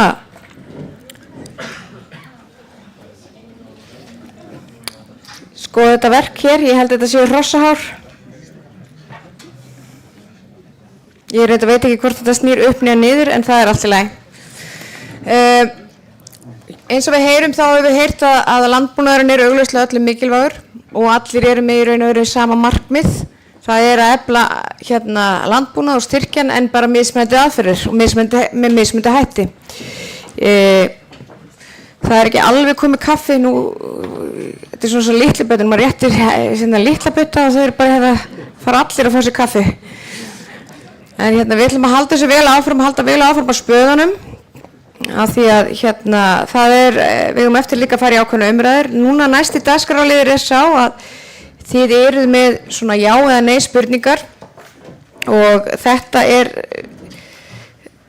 Viðreisn og Framsókn eða Viðreisn og Vinstri græn þessi blöð en þetta er sem sagt á að vera rautt fyrir nei eða sem er appelsínugult réttar að segja og grænt fyrir já.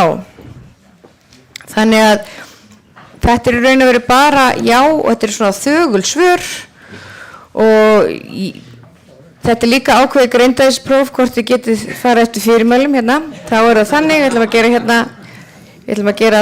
gera æfingu. Ég veit ekki hvernig æfingu við höfum að gera.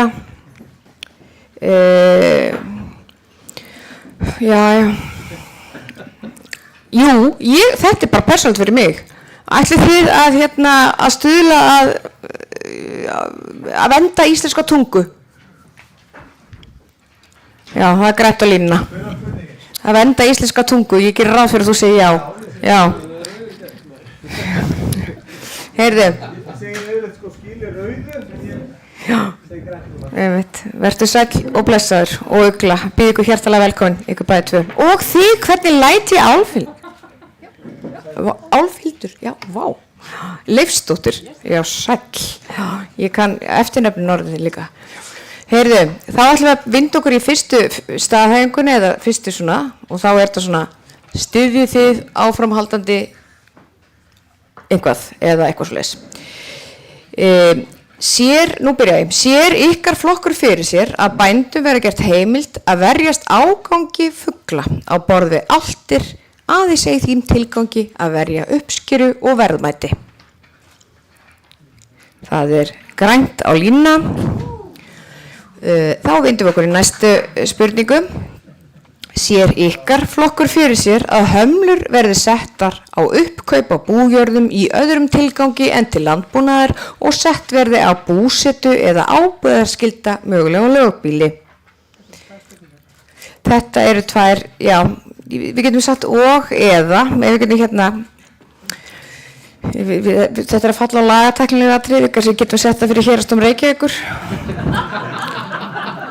En ég get lofað ykkur að kemur dómur í fyrramálið með þetta, sko. Sér ykkar flokkur fyrir sér að erfðafjár og tekjuskattur verði undanþegin jafnvel afnumin þar sem kynslóðaskipti í landbúnaði eiga sér stað, skuldbindi næsta kynslóð sér að stunda búrekstur áfram með sannarlegum hætti. Það eru allir svakalega grænir og gjöfir hér í kvöld. Það eru allir vinstri grænir. Sér ykkar flokkur fyrir sér lækkun eða jafnvel afnám tolla á landbúnaðarvörum sem fluttar eru til landsins en eru framleiddar hér. Þarna erum við, nú ætlum ég að taka svona atriði sem var í stelpunum. Þulur segir þetta aftur, en það var mjög óviðandi grín reyndar. Það var píkan skítolti, nei, píti. Heyrðu, en já, ég ætla þetta, styðjið ykkar flokkur það að tollar verið lækkaðir, jafnvel afnám algjörlega af landbúnaðarvörum. Þannig að við erum að tala um að það sé engin tollvernd eða neitt, þannig að það sé erlend innfluttar landbúnaðar verið engin tollur á þeim. Já. Þetta var Grindavíkursprófið? Nei, þetta var ekki Grindavíkursprófið. Já, afnema tolla á innfluttum landbúnaðarvörum. Já, þarna erum við með bara já og nei. Flott. Sér ykkar flokkur fyrir sér að setja frekari hömlur á sjókvíaeldi eða jafnvel banna það? Já eða nei?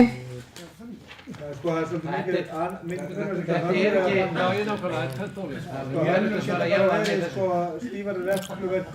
Þið eru svakalega erfitt krát, sko. Já. Það eru meiri gæði í svörunum heldur en já og nei við svona... Já, ég held að ég er sammálaður, ég átta mig á því, en við þurfum bara einhvern veginn að setja svona, já, þetta er svona í svona já, nei, þetta er svona kannski pínu pub-quiz, barsvar af því ég tala íslensku. Það fyrir bara að banna eða hamla. Banna. Já, banna eða hamla. Nei. Nú fjall ég og Grindavíkursprófinu. Á að setja hömlur á sjókvíaeldi, þetta er svona, eða bara jafnvel banna það? Nei, það er tvennt ólíkt. Heyrðu, veitir það, ég ætla bara að taka þessa spurningu úr dagskrárliðnum. Já, af því ég valdi því ég er fundarstjóri. En gott. Sér ykkar flokkur fyrir sér að ríkið geti með beinni hætti komið að því að liðka fyrir nýliðun og kynslóðaskiptum og öðrum fjárfesting í landbúnaði með fjármögnun samanborið til dæmis við hlutdeildarlán og húsnæðismarkaði og það að beggja í raun og veru að þannig að það sé að tryggja þolinmótt fjármagn til lengri tíma á lægri vöxtum. Það er klárlega, við erum mjög jákvæð hér. Telur ykkar flokkur að auka þetta áherslu á og fjármagn til nýliðunar og fjárfestinga í landbúnaði með beinum hætti umfram það sem nú er gert án þess að það er tekið af til að mynda öðrum liðum búvörusamninga. Þetta er alveg svakalega flókin spurning. Það er allt fyrir nýliðum? Já, það er bara á að leggja aukna áherslu á fjármagn til nýliðunar og fjárfestinga í landbúnaði með beinum hætti. Já, má ég sjá? Settu bara já.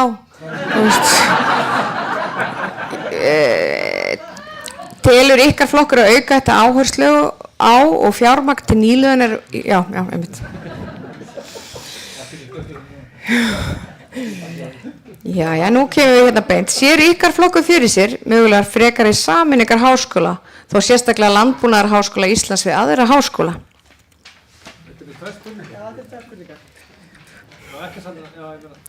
Þetta er svona, sér ykkar flokkur, ég ætla að fara að breyta taktíkinni hérna. Sér ykkar flokkur kannski fyrir sér frekari sameiningar háskóla? Kannski Landbúnaðarháskólans við aðra háskóla? Já. Garðyrkjuskólann til dæmis? Já. Já, nákvæmlega, sko, sameining háskóla já, en landbúnaðarháskóla ekki tekið yfir það. Það er, veistu, ég held að bara pólitíkin verður aldrei sögur. Ég held að þetta sé algjörlega, einblið með það. Er ykkar flokkur reiðubúinn til að auka beinan stuðning við landbúnað samhliða aukinni framleiðslu til framtíðar? Ég finnst þið bara, ég skil ekki að þið stofni ekki bara eitt flokk, þið finnst þið vera bara algjörlega samanlega með þetta. Heyrðu, núna er komið tími fyrir smá kaffipásu og við ætlum nú líka bara að, ég hveti ykkur til þess að við tökum bara rétt aðeins, stutt stopp, því við þurfum að halda áfram og í kjölfari koma fram umræður sem vera alls ekki þakklar, gerir ég ráð fyrir. En mjög stuttar. En stuttar.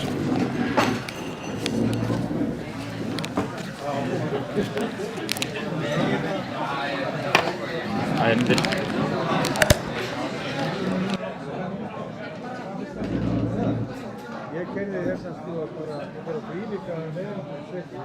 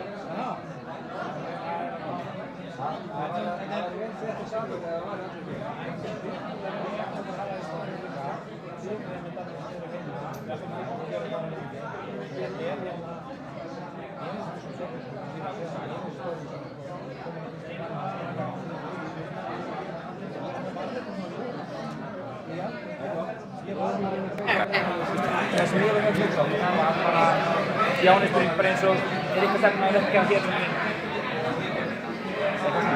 bara já eða nei, þetta er bara já eða nei spurning. Það má ekki vera leiðandi. Nei, það má ekki vera leiðandi, bara ætlið þið að auka fjárfestingarstuðning. Ekkert annað. Og það verður bara rosa skýrt. Ég hafði penninn uppi þannig að þá á hann bara að vera beinn niður. Halló. Nei, þú mátt ekki, og það er alltaf 20 cm frá. Ok. Annars heyrir sóskiptið. Herru, jæja.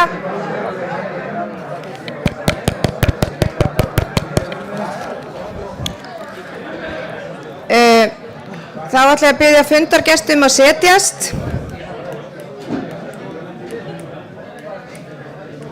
Og frambjóðendur að setjast. Já, ég er alveg hérna. Herru, þið sjáu hver augljóslega fyrstir í sæti. Já, þeir gegna. Jæja, við getum spjallað á saman á eftir.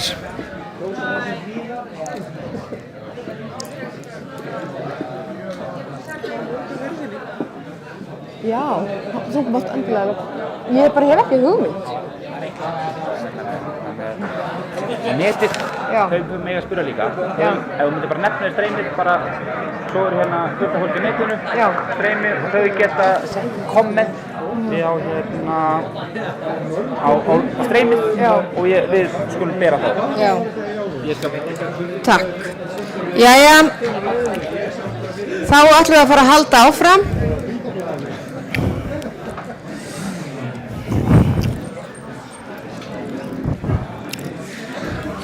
Við bjóðum ykkur aftur sæti.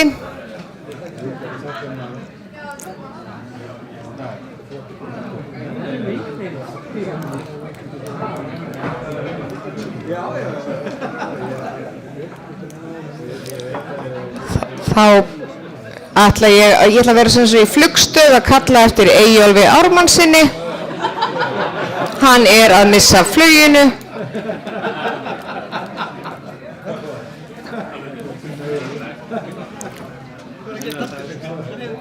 Þarna kemur Eyjólfur Ármannsson. Kemur síðastur í braut.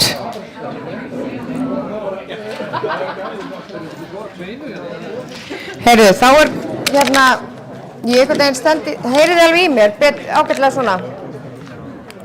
Ég einhvern veginn stendi þeirri trú, mér finnst einhvern veginn ekkert heyra í mér, nema því ég með þetta svona en ég má ekki vera með þetta svona. En hérna, þá er komið að þættinum hefur borist bréf.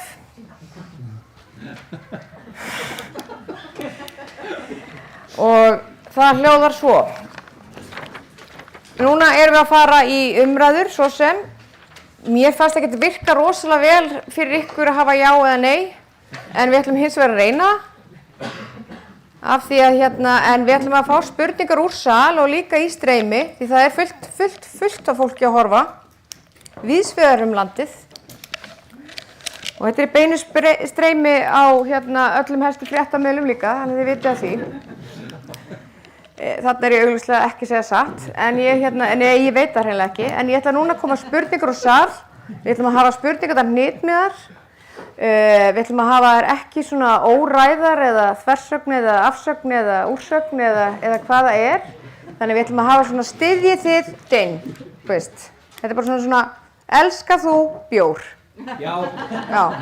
Þannig að við ætlum að reyna, og þarna er ég að tala við ykkur það að reyna að hafa spurningar þannig hnitmiðar, af því að skiljanlega er erfitt að geta svara já og nei einhverjum. Þannig að ég bara, orðið er laust og dýrið gengur laust. Ég fer þá bara að handbenda, annars er ég bara að koma með spurningar. Já.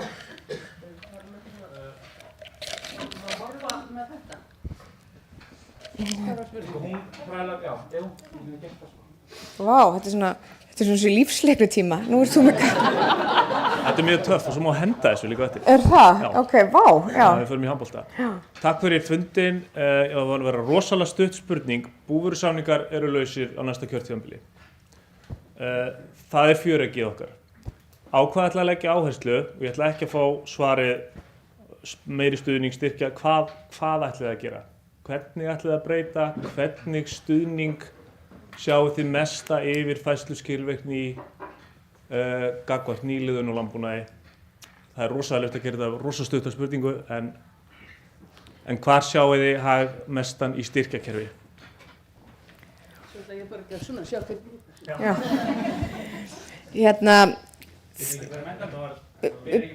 Byrjum bara á Arnari, eins og ég sé hann, hvað viltu sjá í nýjum búvörusamningum?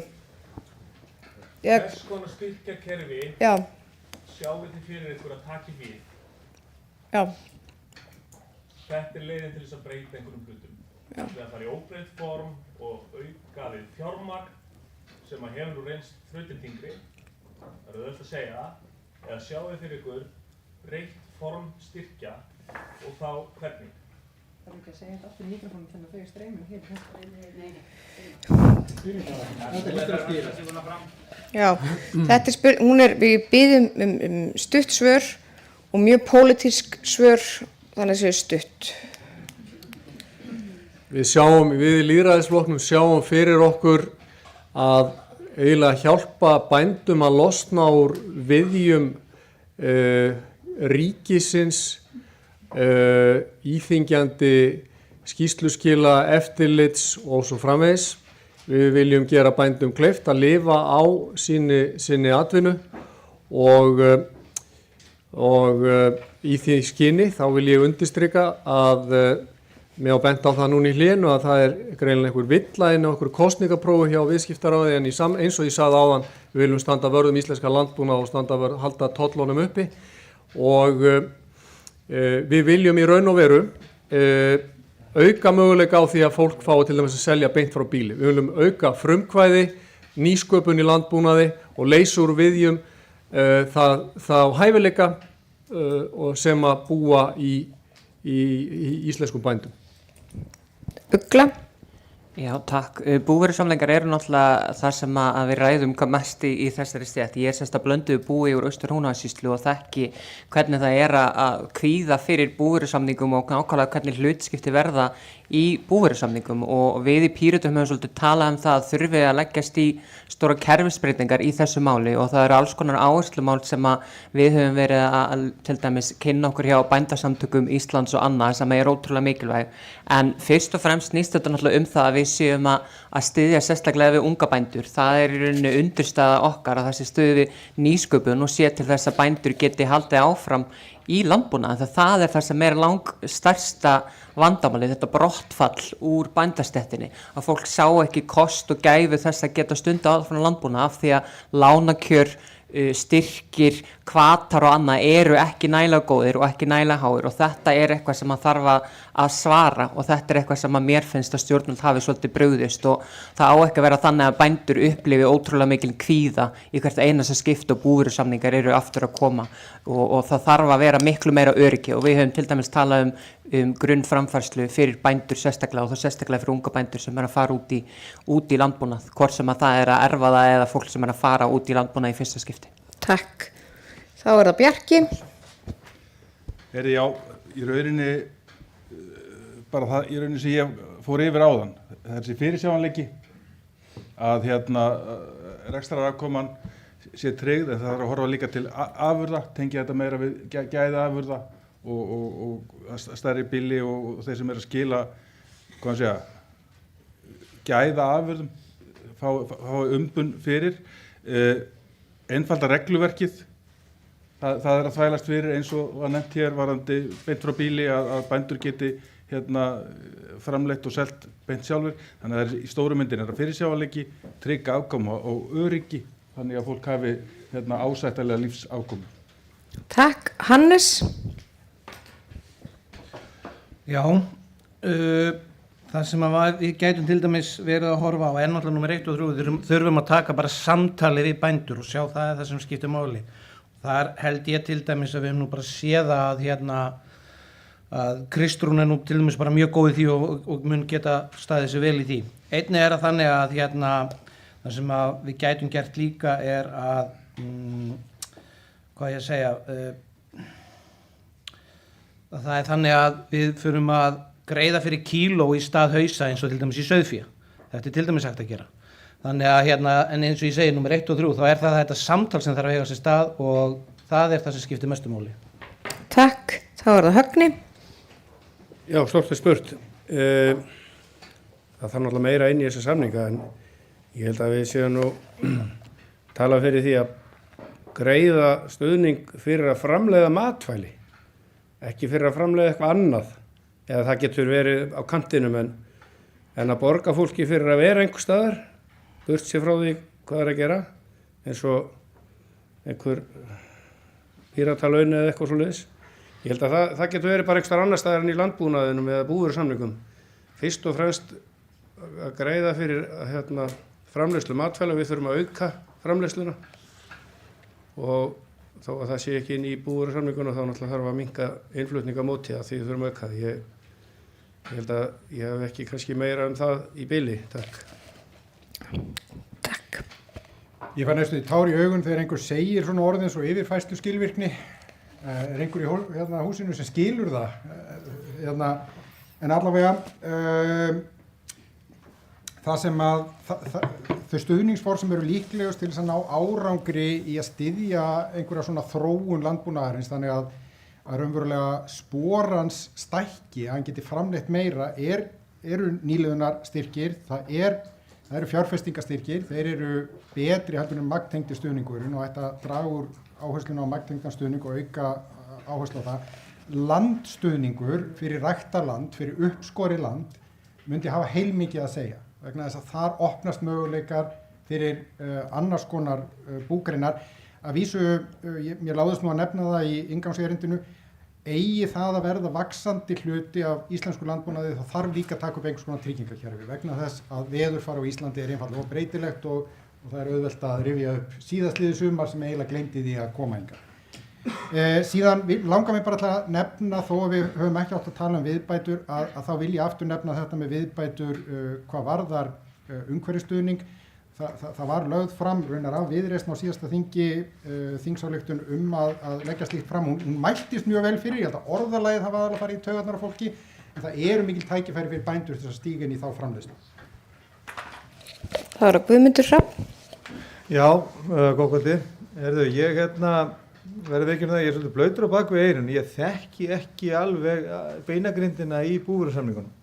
En mér lakar til að læra þetta allt saman, en við í Sósíalistaflokknum erum við mjög skýra stefnu í landbúnaðarmálum. Ég er nú sjálfur úr sveit og ég er nú ekki alveg fyrir sauðfjárrækt eða kúarækt, þá er ég af svona hlunnenda jörð nyrst á Ströndum, en ég þekki sveitalífið, en því miður þá þekki ég bara ekki búvörusamningana eins og ég mun komandi með að gera, klárlega.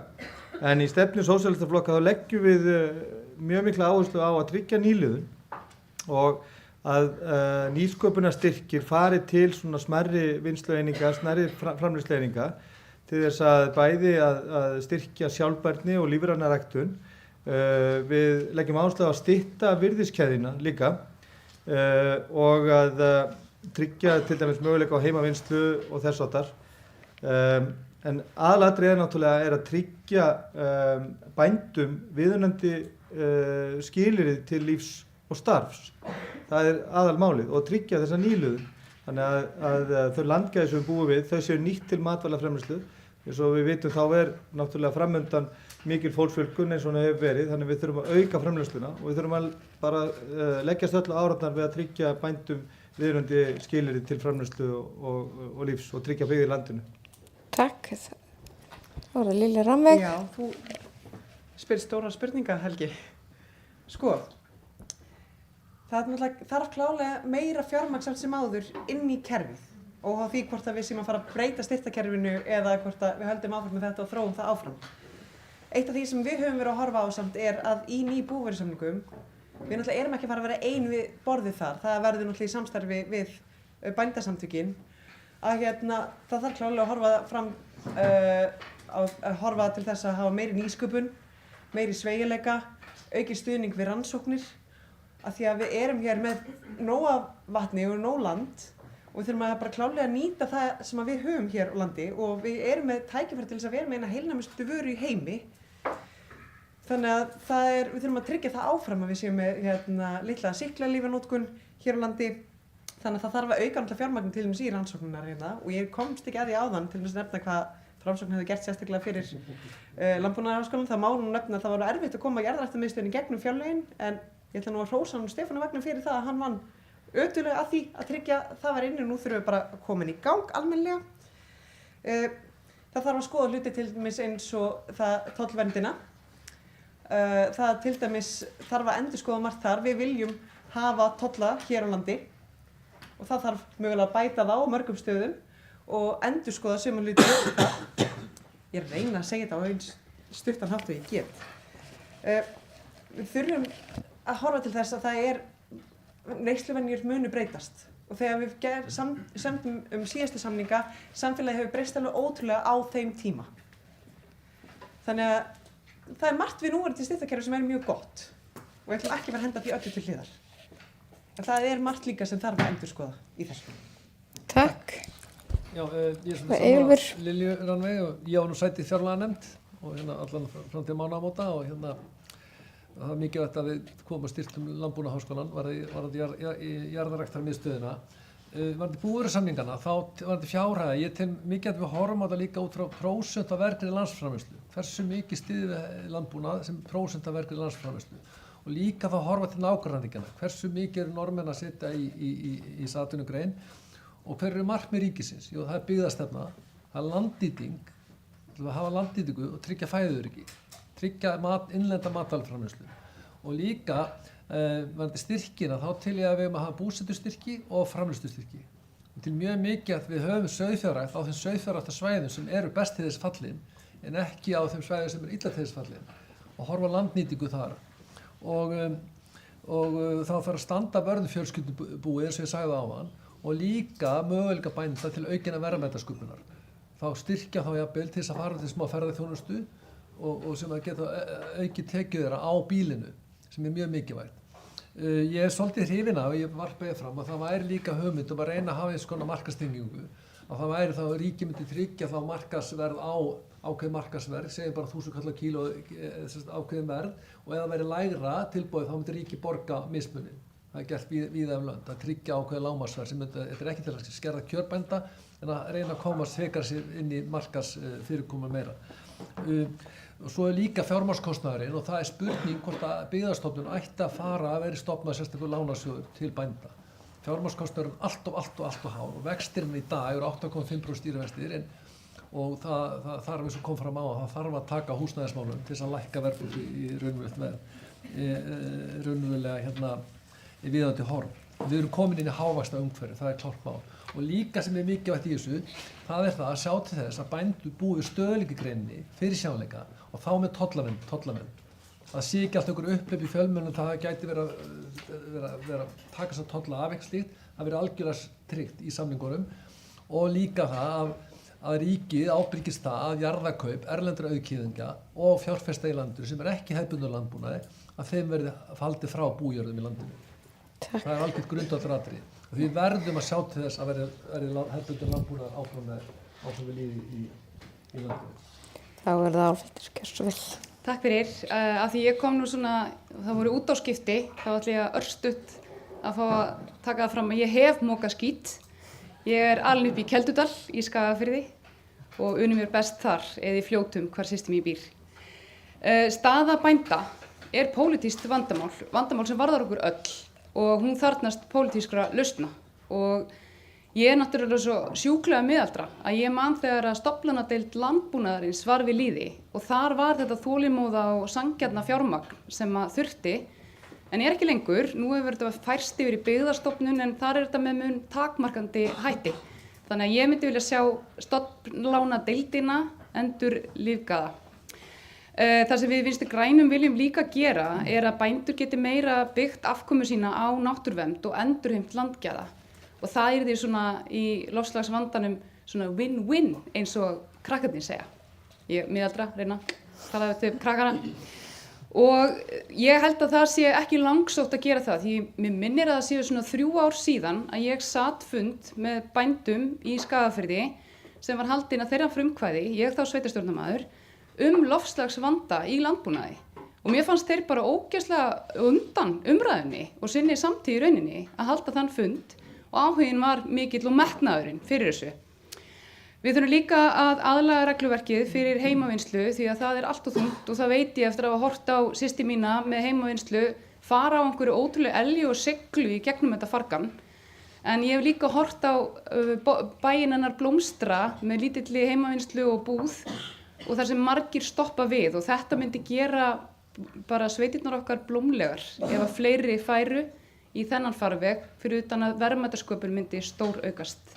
Við viljum áfram átaki íslenski kornrækt og ég vil líka horfa til nágrannalanda okkar sem eru með sláturbíl sem fer á milli staða og hjálpa bændum við að slátra, ekki síst núna í ljósi stöðu afurðastöðva og hvernig það allt saman er að þróast. Takk fyrir.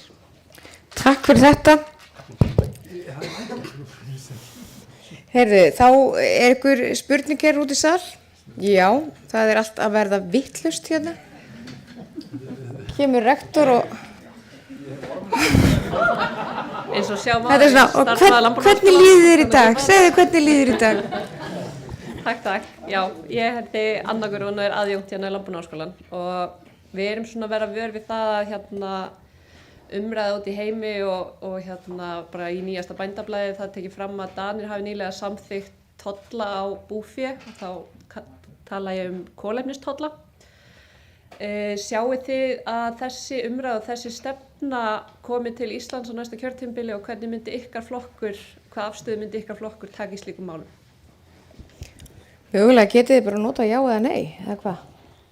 Þetta ekki vel orðað? Jú, myndið þið setja skattleggja kolefnisspor í landbúnaði? Það er svona... Innfluttu? Já. Á innfluttu landbúnaði? Nei, á búfé. Á búfé? Á innlent búfé, væntanlega. Já, einmitt. Þetta er góð spurning og góð pæling. Klárlega eitthvað sem þarf að taka, ekki örugglega ekki í neinni stefnuskrá hjá neinum flokki, þannig er þú undan þinni samtíð. En við höfum svolítið hort í það að þeir borga sem menga. Og ég hugsa að það myndi eiga við í þessu tilfelli líka, með þeim fyrirvara að þetta þurfi að skoðast sérstaklega í ljósi vanþekkingu minnar á málefninu. Takk, þá er það Eyjólfur. Nei, ég myndi ekki vilja það, en þetta minnir mig á hérna í Hollandi, ég er mikill áhugaður þanga og þara. Ef þær borða þanga og þara kýrnar, það prumpaði minna, þannig að það myndi hafa áhrif á skattana vonandi á kýrnar þá væntanlega. Þú getur að hafa kýr með sem borða þanga og þara og hins vegar sem borða ekki þanga og þara. Það myndar líka krabbameinsmyndandi efni í kúli. Já, ég vissi það ekki. Þú ert að tala við sérfræðingar. Ég vil ekki, já, við erum að ræða það eftir. Ég vil ekki sjá þessa tolla, en ég tel að álögur á landbúnað, það er við að hafa sem allra minnstar. Allra minnstar. Og auka frelsi einstaklingsins til atvinnufrelsis í landbúnaði og auka tekjumöguleika eins og kom hér fram á hann. Takk. Sessunöfni minn líka. Það var að Lilja. Og ég vil, það þarf að virkja meira svo við getum rafbílavett okkur. Það er það sem þarf að gera. Áfram með þetta? Nei. Frábært svar. Nei, framsókn. Ég segi líka nei við þessu en það er svona ákveðin þættir sem að ég myndi vilja vita meira um, sko, bara til dæmis hver er kolefnisupptaka jarðarna á móti losun, getur það komið á móti, er ekki kannski bara einhvers konar jafnvægi í þessu? Ég get farið yfir þetta á eftir. Já, þetta veit ég ekki en mér finnst mjög varhugavert við að skattleggja svona innlenda matvælaframleiðslu út af einhverju sem að fæst ekki við ráðið. Þarna, þá er það Daði. Nei. Þá er það Högni. Fyrir spurningin, kemur þetta til Íslands? Já, ef við göngum með Evrópusambandið. Nei, ef við höldum okkur utan þess og þetta er alveg fáránlegt að leggja kolefnisskatt á samkvæmt einhverjum stöðlum, innfluttum stöðlum, það er ekki til raunverulega tölur fyrir losun og svo er náttúrulega kolefnislosun er kannski ekki í mengun, jú, það er til eitthvað kýr ekki við kindurnar og það er náttúrulega, þetta er hér í salnum maður sem hefur nú verið að skrifa greinar að fé sé kolefnis jákvætt.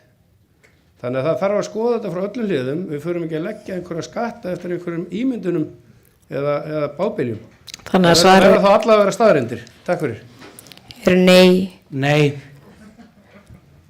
Nei.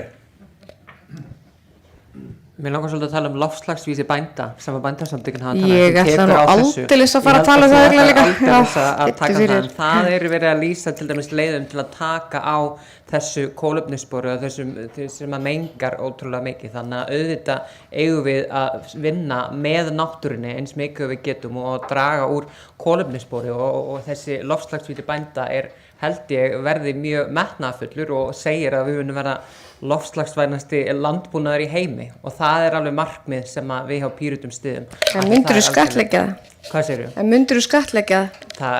Ég myndi nú ekki gera það bara svona af því að einhver gerði það í Danmörku, Nei. Þetta náttúrulega að skoða hvernig þetta myndi virka ef það að fara út í það, en við getum ekki bara henda einhvern skatt á það sem að kannski án þess að aðlaga og skoða aðstæður og annað, þannig að þetta náttúrulega bara eitthvað sem þarf að skoða. Takk. Arnar? Já, í tilefni af þessari spurningu full ástæða til að minna þess ágætu stjórnmálamenn á það að þeir eru ekki hérna til að vinna fyrir ríkið og finna fleiri skattstofna fyrir ríkið, heldur til þess að verja einstaklinga og fyrirtæki fyrir ágangi ríkisins. Ríkið á að verja frið, frelsi og eignir fólks og láta okkur síðan bara í friði og hætta þessu vitleysu. Þannig að svaraði nei. Það bara nei. Heyrðu, ég get í þessu skyni áhugavert að líka hafa það. Ég nefnilega algjör skattaperri þannig ég ætla að fá smá útrás með það núna. Málið það er náttúrulega algjörlega galið að skattleggja eitthvað. Nú ég ekki að tala fyrir hönd bændasamtakanna, notabenni eða einhverju Það galið að vera með skattstopp, þarna liggur mín sérhæfing þannig ég veit aðeins hvað ég að tala um þetta. Það galið að hafa einhvern skattstopp sem þú veist ekki hver og átt að skattleggja, eins og Danir að gera. Eins og Mette Frederiksen í sinni stjórngerði, ég get ekki séð að það myndi hagnast bændum. Frekar eins og við á Íslandi erum að gera þetta, þá erum við hjá bændasamtökunum og með loftslagsvegvísi bænda. Það umflýjanlegt. Við erum 400.000 manns, við verðum 600.000 manns eftir bara örfá ár, 30 ár. Hvað ætlum við að gefa þessu fólk að borða? Við þurfum að efla og auka matvælaframleiðslu 64%. Það umflýjanlegt að losun gróðurhúsalofttegunda mun aukast. En hins vegar fyrir tilstíðinni bænda og þeirra starfa og virðingu fyrir umhverfinu og öðru, þá hefur losun á hverja einingu verið að lækka. Hún hefur lækkað 30% síðustu 20 ár og það það sem þarf að byggja á. Ekki það að skattleggja einhverja losun per se, heldur íta í það að þú fáir meira fyrir hektaran, þú fáir meira fyrir gripinn, þú fær meira virði út úr mjólkinni, þú fær kjötið betra og meira og allt þetta. Þannig það það sem svo ég aðeins komið þessu loftslagsvegvísi inn. Takk. Jæja. Var ekki, já. Og held ég svo að við förum að síga á seinni hlutan, þannig við skulum taka kannski 1-2 spurningar. Góð kvöldið, ég heiti Þórildur og starfa sem sérfræðingur hjá Umhverfisstofnun og starfa í þessu kjördæmi. Ég hef pínu áhyggjur á þróun sem að virðist vera land allt. Að hér fara bæði erlend fyrirtæki og innlend fyrirtæki sem að reyna að kaupa og ásalast jarðir, jafnvel góðar bújarðir, til þess að kolefnisjafna rekstur sinn. Ég hef einhvern veginn hefðan grun að þetta eitthvað sem að þið viljið ekki sjá, en hvernig ætlið þið að laga þetta?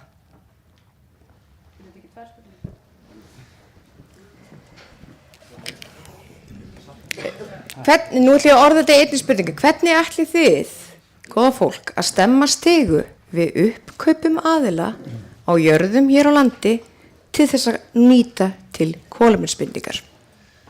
Til að svara þessu, þá hefur þetta legið fyrir núna í mörg ár og þessi uppkaup sem ég nefndi áðan, eins manns á yfir 40 bújörðum á norðausturhorninu bara eitt talandi dæmi. Og það sýnir algjört aðgæsluleysi og andvaraleysi og bara í raun og veru bara lýsir þetta því að sitjandi alþingismenn hafa brugðist íslensku þjóðinni hvað þetta varðar því að það hefði verið svo auðvelt við endurskoðun jarðalaga að setja fyrir þennan leka og setja bara ákvæði inn í lögin það þú þurftir að vera íslenskur ríkisborgari, þú þurftir að stunda búskap, þú þurftir að eiga fasta búsetu.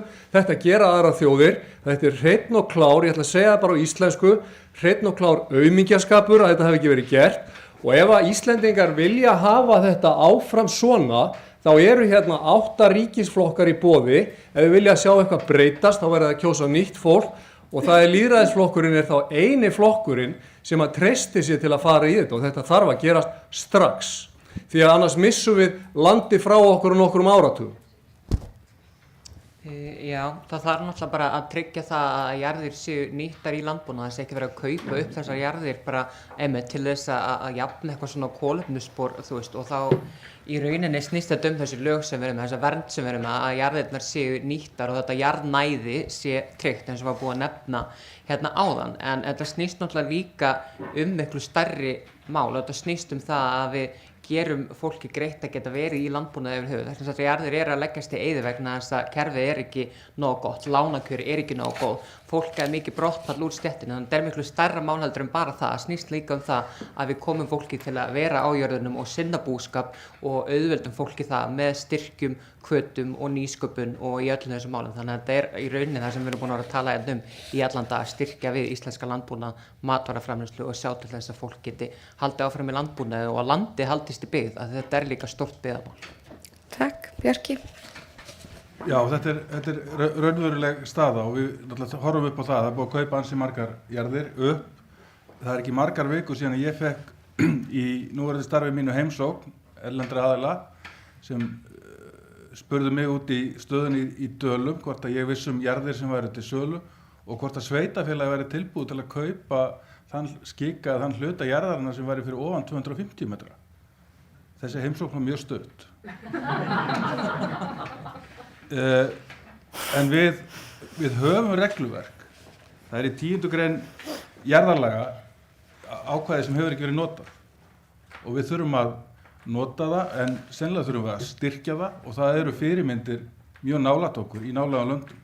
Þannig að þessar áhyggjur þínar þær eru algjörlega bara í andlitinu á okkur að takast á við þetta og náttúrulega eins og Arnar kom inn á, þingheimur hefur ekki tekið á þessu til þessa. Nú er ég nýliði, Arnar var reyndar varaþingmaður í þeim flokki sem ég er fulltrúi fyrir, þannig að hann hefur haft tækifæri kannski, en ég er nýliði í greininni, en ég gat ekki láta þetta óhreyft, Arnar. Takk. Hannes? Já, takk fyrir þetta. Það sem bara kemur upp í hugan hjá mér er að við getum, það er með öflugri landnýtingarstefnu og svona þetta sem ég kom inn á áðan varðandi svona búsetupliktin og það varðandi þetta með tómthússkattin eða tómtbíliskattin. Ég held að það geti líka verið eitthvað og ég held líka að það sé bara fullt af góðu fólki sem að gæti unnið að þessu líka hér við þetta borð og allir hér sem eru frá öllum þessum flokkum og þessi einstaklingar sem eru hér. Það er ekki allir svona rosalega vondir eins og Arnar er að tala alltaf hérna. Ég sagði aumingja,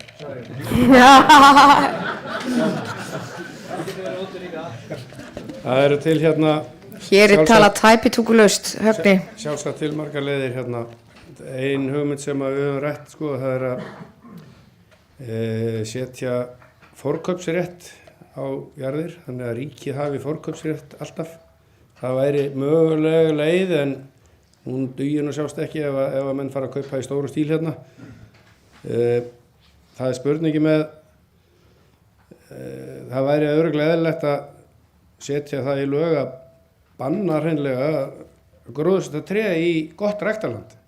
Bara banna það alveg En ég hugsa samt að fljótlegasta leiðin til þess að stoppa þetta, það er að segja okkur frá loftslagssamningu við Evrópusambandið þar sem við eigum ekkert erindi. Við erum ljósárum undan þeim í umhverfismálum og við þurfum ekkert að vera endalaust að borga skatta til Evrópusambandsins og bjóða upp á það að hinga komið erlend stórfyrirtæki og kaupa upp jarðir til að setja niður tré svo þeir geti haldið áfram að menga út í Evrópu. Já, ég er mjög fegin að mér sýndist loksins einhver skilja spurninguna því ég held að svörin hafi verið svona dálítið út og suður. Þetta snýst það ekki, spurningin snýst það hvort það sé eðlilegt að trjám sé plantað í ræktarland. Ekki eðlilega trjám, bara að menn sé að kaupa jarðir til þess að kolefna. Já, til þess að kolefnisjafna. Það er að segja þetta snýst landnýtingu. Já. Sko. Erlendir aðilar, svolítið mikið, já, innlendir, já. Þú sagðir innlendir aðilar, þú nefndi sjávarútvegsfyrirtækin og tilfellið að þau eru að þessu sem bara part af sinni ímyndarsköpun, þau eru að kolefnisjafna fyrir neytendur fyrst og fremst til þess að geta sýnt fram á einhvers konar hlutleysi í sinni vöru. Við erum auðvitað ekkert á móti skógrækt, ég trúi því ekki að sitja á fundi ungra bænda þar sem að fólk er á móti skógrækt. Skógrækt eru auðvitað eina búgrjónum sem stunduð er á Íslandi. Hitt er annað mál að þessir kolefnisskógar eru náttúrulega ekki nytjaskógar á neinn annan hátt. Og spurningin er hvort að ekki þurfa að vera alveg skýrt að þessi skógar njóti ekki sömu fyrirgreiðslu og það sem eiga að verða nytjaskógar. Því það er allt annars konar skógrækt. Og hitt sem að kollegi minn á Miðflokknum kom inn og ég held að sé alveg rétt að það þarf að allavega velta því verulega fyrir sig hvort það sé eðlilegt að besta ræktarlandi sé tekið undir skógrækt af því að það er þrátt fyrir allt þannig að það er búið að fjárfesta töluvert í gegnum tíðina gegnum alls konar styrki sem hið opinbera hefur veitt og vinnu bænda í þessu landi og þetta er auðlind sem við verðum að umgangast sem takmarkað. Já, takk. Við erum í Sósíalistaflokknum mjög mikið á móti bara alls slags uppkaupum á landi, húsnæði, hvort sem það eru innlendir eða erlendir auðkýfingar. Kapitalið, stórkapitalið, það þekkir engin landamæri og við erum að sjá það hérna að það eru alveg jafn mikið innlendir auðkýfingar að ásælast bújarðir, leggja þær í eyði, maður sér þetta oft þar sem eru verðmætar laxveiðiár, þar er verið að kaupa jarðirnar allt í kringum átnar, þar sem að ljósin slökkna í dalnum. Þetta er náttúrulega mikil meinsemd, ekki bara í landbúnaði, þetta er bara gagnvart allir byggð í landinu og þetta þurfum við með öllum ráðum að stöðva. Það eru, eins og hefur komið hérna fram, það eru reglur til í öðrum löndum sem hafa reynst ágætlega, það sem er búskylda, lögheimilisskylda eða að jarðir séu áfram í búrekstri. Ég er líka alveg sammála hérna sessunautum mínum að það er mjög varhugavert að fara að nota ræktutún sem hafa verið að rækta í aldir undir skógrækt. Mér finnst alveg komið til greina að takmarka skógrækt við svæði sem er ekki búið að slétta undir tún eða hafa verið notið undir annars konar ræktum, annarkot fyrir hey eða korn. Þannig að já, við erum mjög mikið fylgjandi því að það séu setta takmarkar og fundir allar mögulega leiðir til þess að koma í veg fyrir þetta. Lilja? Já, góð spurning. Þó að það sé búið að svara henni á annan hátt hér líka í pallborðinu, þá ætlum ég líka að fá að gera það. Eitt af stefnumálum okkar hjá Framsókn í þessari kosningabaráttu er að auðlindir verði í eigu Íslendinga. Þá náttúrulega ekki bara við jarðir, þá líka við vatnið og það er alveg skýrstefning hjá okkur og það er augljóslega að endurskoða einhver lög og komandi kjörtímabili varðandi það. Varðandi það að aðilar eru að kaupa jarðir til þess að kolefnisjafna og vera með skógrækt, þá eru þeir ofta að kaupa jarðir þar sem að það má ekki. Virðist ekki átta sig á því. Hér til dæmis í sveitarfélaginu má ekki rjúfa samfellt ræktunarland fyrir skógrækt sem hefur verið að nýta í annað. Þannig að samkvæmt aðalskipulagi sumra sveitarfélaga þá er þetta ekki boðið þar sem að aðalinn er ætlað að setja niður. Þannig að það er líka ákveðið áhyggjuefni að aðilar virðast vera að kaupa jarðir án þess að skoða þær einu sinni og vita bara ekkert þær. Og maður er að heyra dæmi það að það sé verið að kaupa jarðir óskoðaðar, innlendir aðilar. Þannig já, mér finnst þetta að vera áhyggjuefni og eitthvað sem maður þarf að taka á hjá næstu ríkisstjórn. Eyjólfur? Já, takk fyrir spurningu, þetta er mjög góð spurning. Bara varðandi kolefnisjöfnun, þá er til svar umhverfisráðherra til þingmanns varðandi kolefnisjöfnun. Ísland, nú er þetta ríkisstjórn, eða síðasta ríkisstjórn, stemd á kolefnisjöfnun árið 2040. Í þessu svari kemur fram, þetta er jafn ekki rétt. Þú sleppir svo mikið CO2 og ætlar að binda mjóti. Þeir vita ekki, það er ekki vita hversu mikið votlendi bindur. Það er ekki vita hversu mikið skógurinn bindur. Og þannig að það er ekki til einingar. Meira sem Evrópusambands vitar ekki hversu mikið bindingin er. Þannig að hvernig þarf kolefnisjafna, þegar þú veist ekki hver hinum einu jöfnina á að vera. Þetta er svo að hlaupa 40 kilometrana en hafa ekki metrakerfi. Þannig að þessi blessaða kolefnisjöfnun og binding, þetta er algjör dyggðaskreiting og erlendir aðilar sé að koma hérna með þessa dyggðaskreitingu. Ég segi, Íslendingar, ekki vera indjánir. Þeir eru bara að koma hingað til að komast yfir jarðir. Mark Twain sagði, á því pening, keyptu land, að þeir hættir að framleiða það. Svo einfalt er það. Og varðandi aumingjaskapinn sem Arnar kom inn á, það var engin áhugi hjá Sjálfstæðisflokknum, Framsóknarflokknum og Vinstri grænum að gera eitthvað í þessu máli. Það var aðalsökudólgurinn í Sjálfstæðisflokkurinn. Það algjörlega kristaltært. Þeir standa fyrir erlenda fjárfestingar, skiptir engu máli í hvað atvinnugrein það nema sjávarútvegi. Það sérstök lög það sjávarútvegi.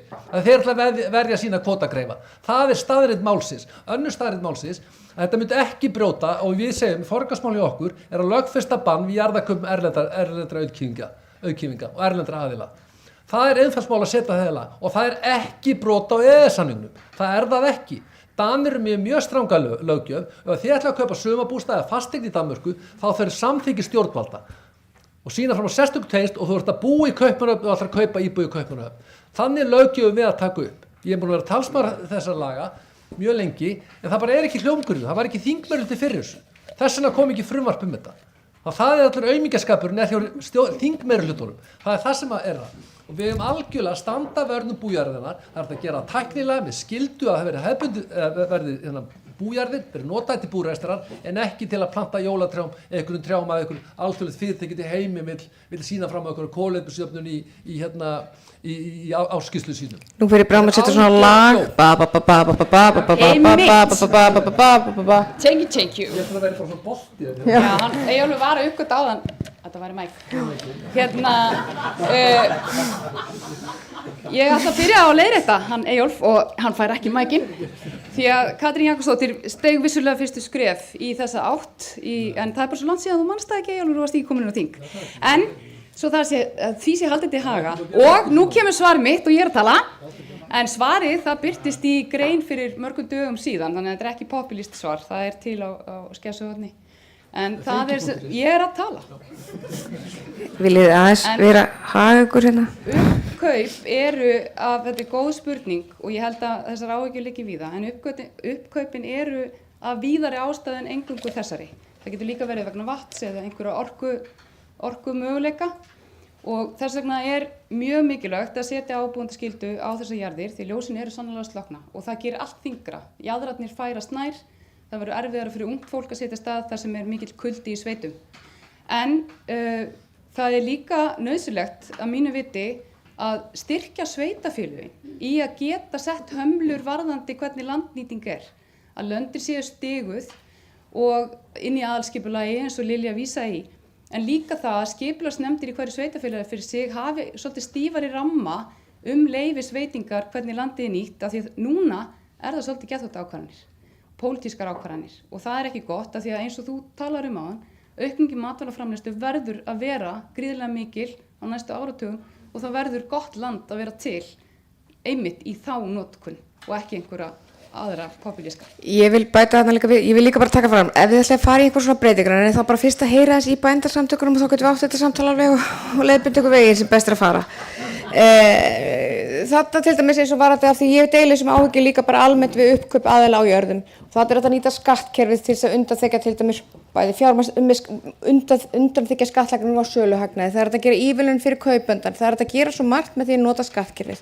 Þannig að því ég svona stödd í því þeirri vítt. Þá það loka spurning hér í kvöld. Já, það bara já eða nei spurning og fyrst það liggur nú fyrir að þurfa að virkja meira. Það heppilegt að bestu virkjunarkosturinn á landinu í þessu kjördæmi. Hann ekki stafar engin ógna af jarðumbrotum. Hann ekki á Þjórsársvæðinu, þannig að þetta myndi dreifa áhættunni. Það eru héraðsvötnin í Skagafirði.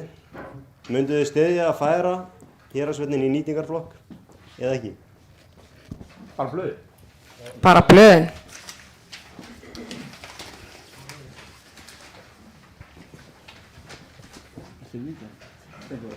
Þetta það má líka sitja hjá, við verðum ekki að geta jafnræðis. Hvort það virkja héraðsvötnin? Já, spurningar já.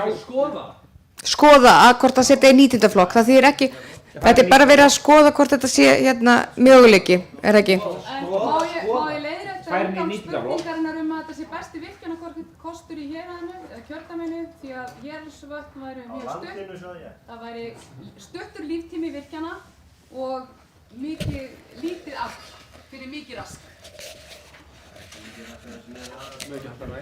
Nei, við ætlum ekki að halda ræðu, við ætlum bara að segja möguleikan, ég opin fyrir þið ekki Mér heyrist þetta vera rosalega heit kartöfla þannig að Er spurningin? Ha? Er þeir já eða nei spurningar? Já. Er bara já eða nei spurning? Ég fínt bara já eða nei. Bara flöðið. Mjög stutt. Ef að ykkar flokkur kemst í ríkisstjórn ætlið að sækjast eftir matvælaráðuneytinu. Já eða nei? Já eða nei.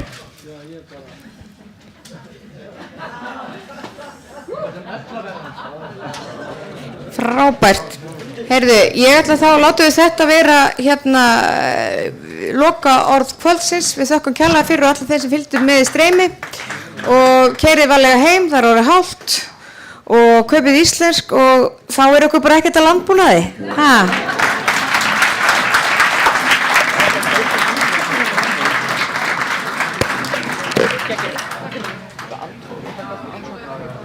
Takk fyrir hlutastjórnina, þetta var skörulegt hjá þér.